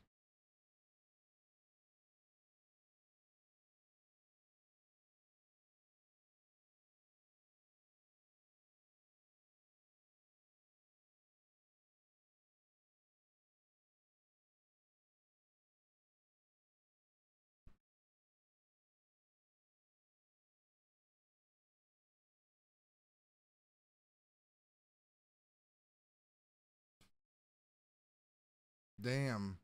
On what motor?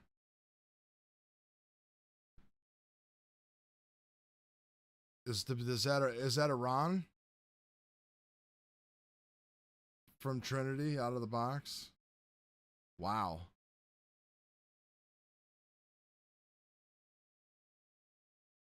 Oh, okay. Right. Plus the spec sized rotors and all that stuff. I think that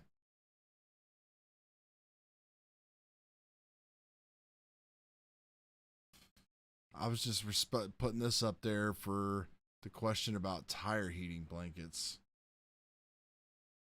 I wasn't sure if that's what he was talking about, if he's talking about tire warmers or not. Yeah, I mean, if you don't have tire warmers, that's the question for, okay. Get back here. So you're going to be fine with that 30 degrees on a DRK. Yeah, you're going to want to turn it. You're going to want it at 30 degrees. Because Yeah. mine was low. They say 20, but that's to be safe. Yeah. I've got mine. Well, yeah. Mine is at like 26, and I would turn it. That's the 4.5, and I would turn it up, actually. Mine's at 27, I think, 28. And so I just got a motor. I just ordered one from Rotoron myself. So my first Rotoron motor. Ordered during the live stream. I'm such a good influence. I don't even remember which one I got. 4-turn. Oh yeah, I got the 4-turn.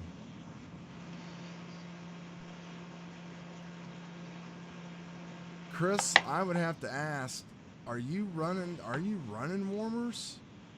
I mean, with all that gear, I would hope that you are. If you're not heating your tires and you're breaking loose, I mean, he never responded about his gearing or nothing either.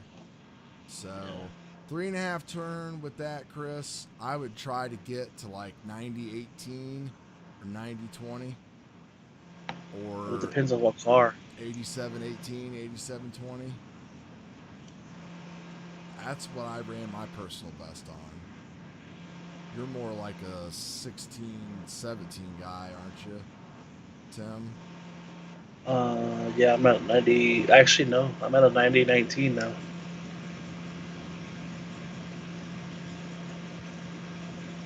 Well, and I just got all these fancy Kimbrough spurs coming too, so it'll be interesting to see what those do in the actual breakout. The 93, the 96, the 104, and supposedly that's what Tim Smith's running. So he's got another question.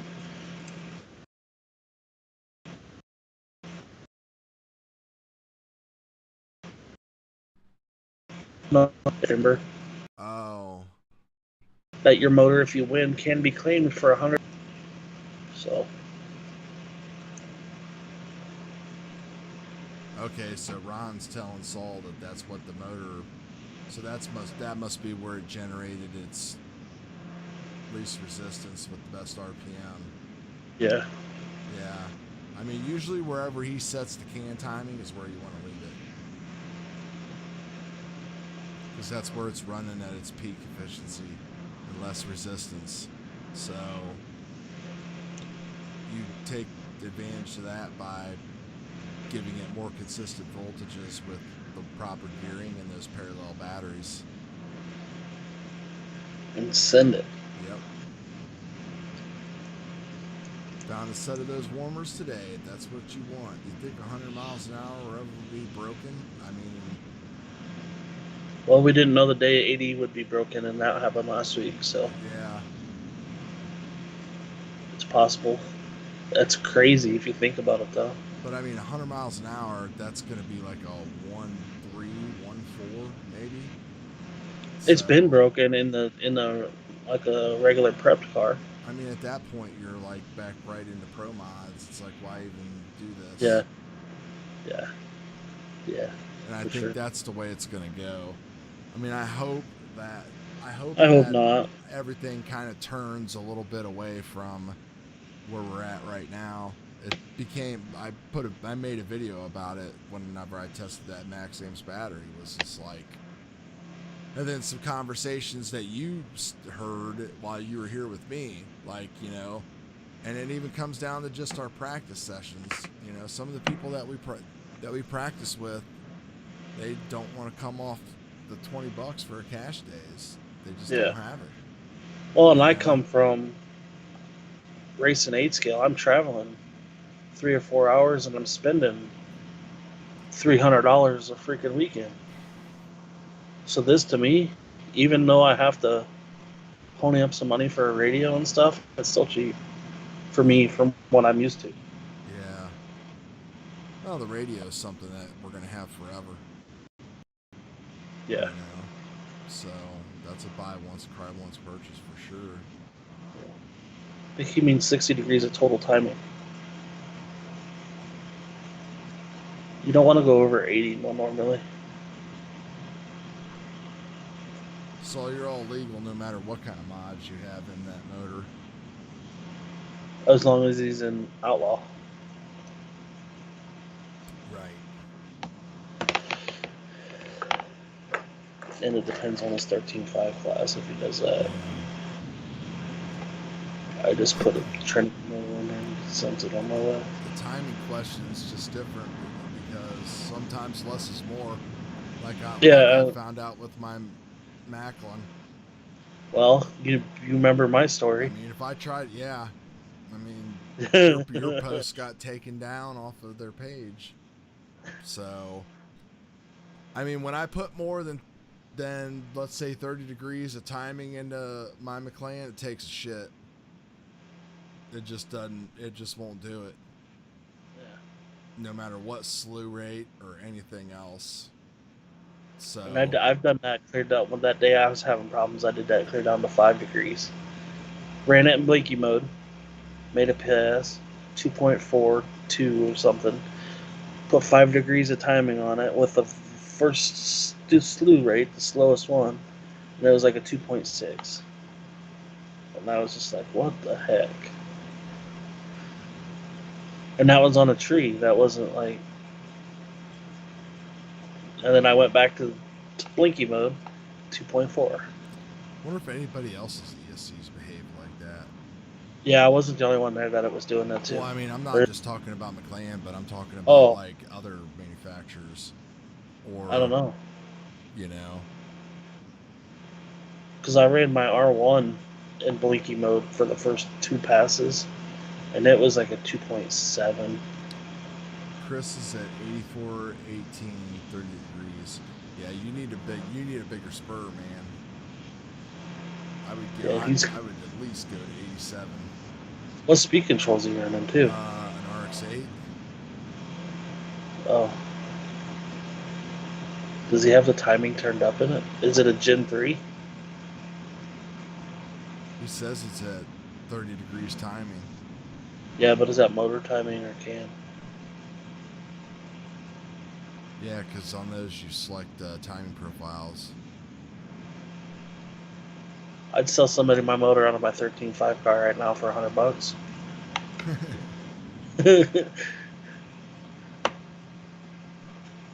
I only paid 64, so... You know, a lot of people talk about 13. I mean, well, the only person I ever hear that talk about that 13.5 is dead is Tim Smith, but... Yeah, there's a lot of guys running it. It's big. I think it is. And you can't get the motors. They're all out of stock. I just got one this week. So... Ordered it Monday, had it Thursday. I know, but it's not like just to the point where they claim it is. Yeah. You know, they're basically like it's dead and we shouldn't even be doing it. I mean, you know, I think that's kind of, if you're trying to promote the hobby, I mean, I don't see why. Yeah. Because almost every ready to run is almost a 13.5. Well, the Slash and the DR10. I don't know what the lowest car, I think it's 7,000 or 5,400 or something. The Slash is actually faster. Yeah, it's like a 10.5. Yeah. That's why 13.5, I mean, They're Like if those three companies would have got together and been like, right. "Hey, let's do this," and That's what everybody thought was going to happen, but it didn't. They all tried to see who had the bigger stick. yeah.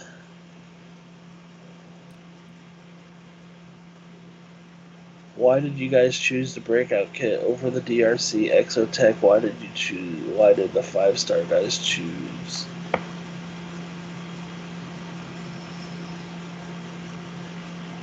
The BAE kit. Well, okay, I can kind of, Those questions go together.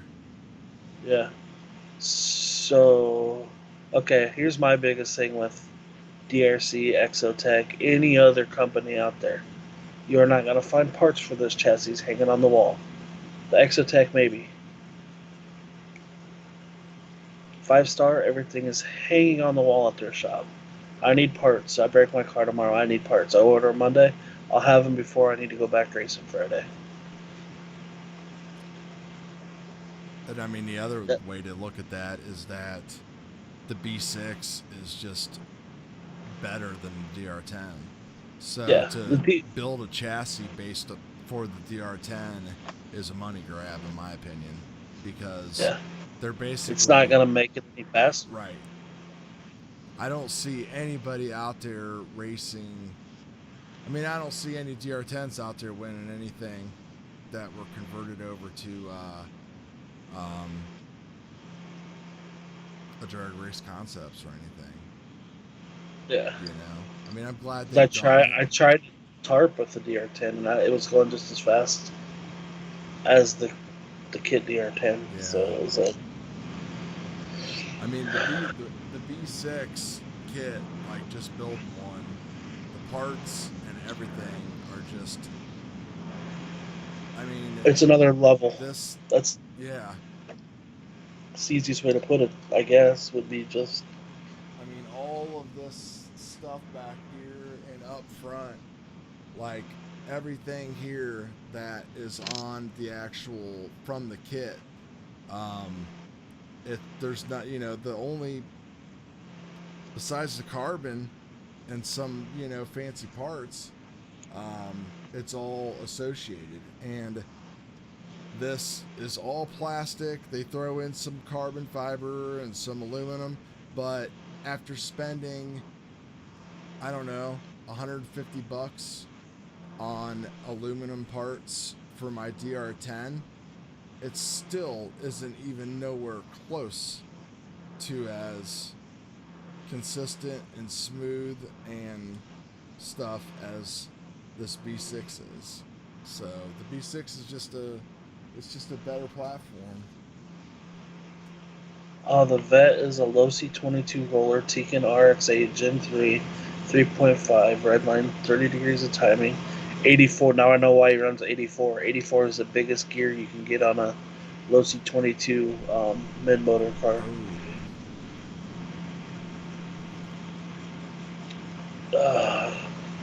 Invest in a transmission spacer to space that transmission up. They're like $12. Yeah, raise it up higher. Raise it up, and then you can go to an 87, but that's still not going to explain why he's only going 3.0 at 50. I would take all that timing out of it and see what it does. Yeah, that might be. Back your timing all the way off and then do a run. And what are your voltages at that too? Like, yeah, it's what battery? Yeah, I mean, because if you're not using a new parallel pack on that, it's just going to get smashed with that much. I mean, you're probably dropping down into the 5s during a hit. Oh yeah, with the 84 for sure. Yeah. Because that's the nicer thing about the bigger gears. It doesn't take such a big hit on the battery. Yep. Keeps that resistance nice and low, so that way your voltages stay high. That's how you generate the RPMs and get that ET going. I'd like to see a video of his car running.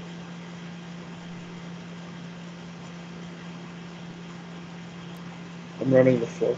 Running the tires on the road. Pretty smooth concrete. See, he's got a 257, 62. There you go, man. That's And that's on a GNSS, I'm guessing. it's the same combo I got sitting right over here. That was the first combo I ever had. But then I jumped ship immediately.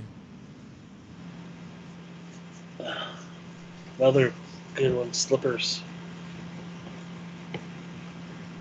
Slippers. Oh, I lock them down. Mine's locked down too now with carbon pads. I tried to run the eliminator today for the first time and I stripped the spur gear and I didn't have another one to use it with. But I'll be running either eliminator or completely locked down. Just Got a nice R1 build in the MC22S. Funky Monkey. That sounds like an awesome name. Sounds like a girl I dated in high school.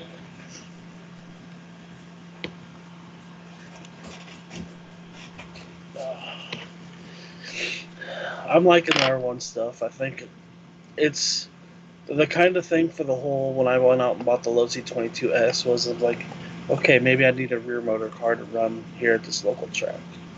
I don't know if that's going to be the case or not. I have it to try for this weekend because I didn't like, this is going to sound weird, I don't like making a bunch of changes to a car for a lower traction track and then going back and racing somewhere else where the traction's high. And so then I got to change it all back. Sure, there's stuff I could do to my car now to make it work in Fort Wayne. But it's like, is it worth it to me to keep switching it back and forth? That's where things can get jostled and, I don't know. It's like I have a low bike car now and a high bike car. So we'll see what it does. I don't know. I made it a 13.5. So I'm still going to be running my car, so it kind of just defeated the purpose of it, really. But that's why my hopes are high too, because everybody that's running fast where I'm at is running mid-motor. yeah, and that's the thing. My car in Fort Wayne, it's not slow. There's guys going a lot slower. Oh, Daniel Judd's Funky Monkey? Okay. I didn't know that. Yeah. Daniel Judd. That's who I watched a lot of his videos to learn the R1 stuff. Yeah, they're not, did he start doing his own thing now? I'm not sure. I haven't watched him in a Those while. guys all like, They used to be three guys hanging out in the garage all the time. yeah, they all went kaput. I think so. Because he used to run Hobby Wing at one point. Yeah. 707, that's what they were. Oh, it's their area code. 707 streetcars.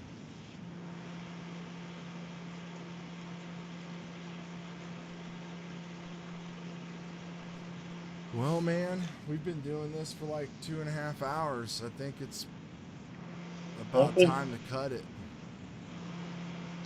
I'm Alright. getting sleepy, and I got a hopefully big day of RC tomorrow. It is midnight already. Yes, Holy it crap. is. Well, it's midnight here.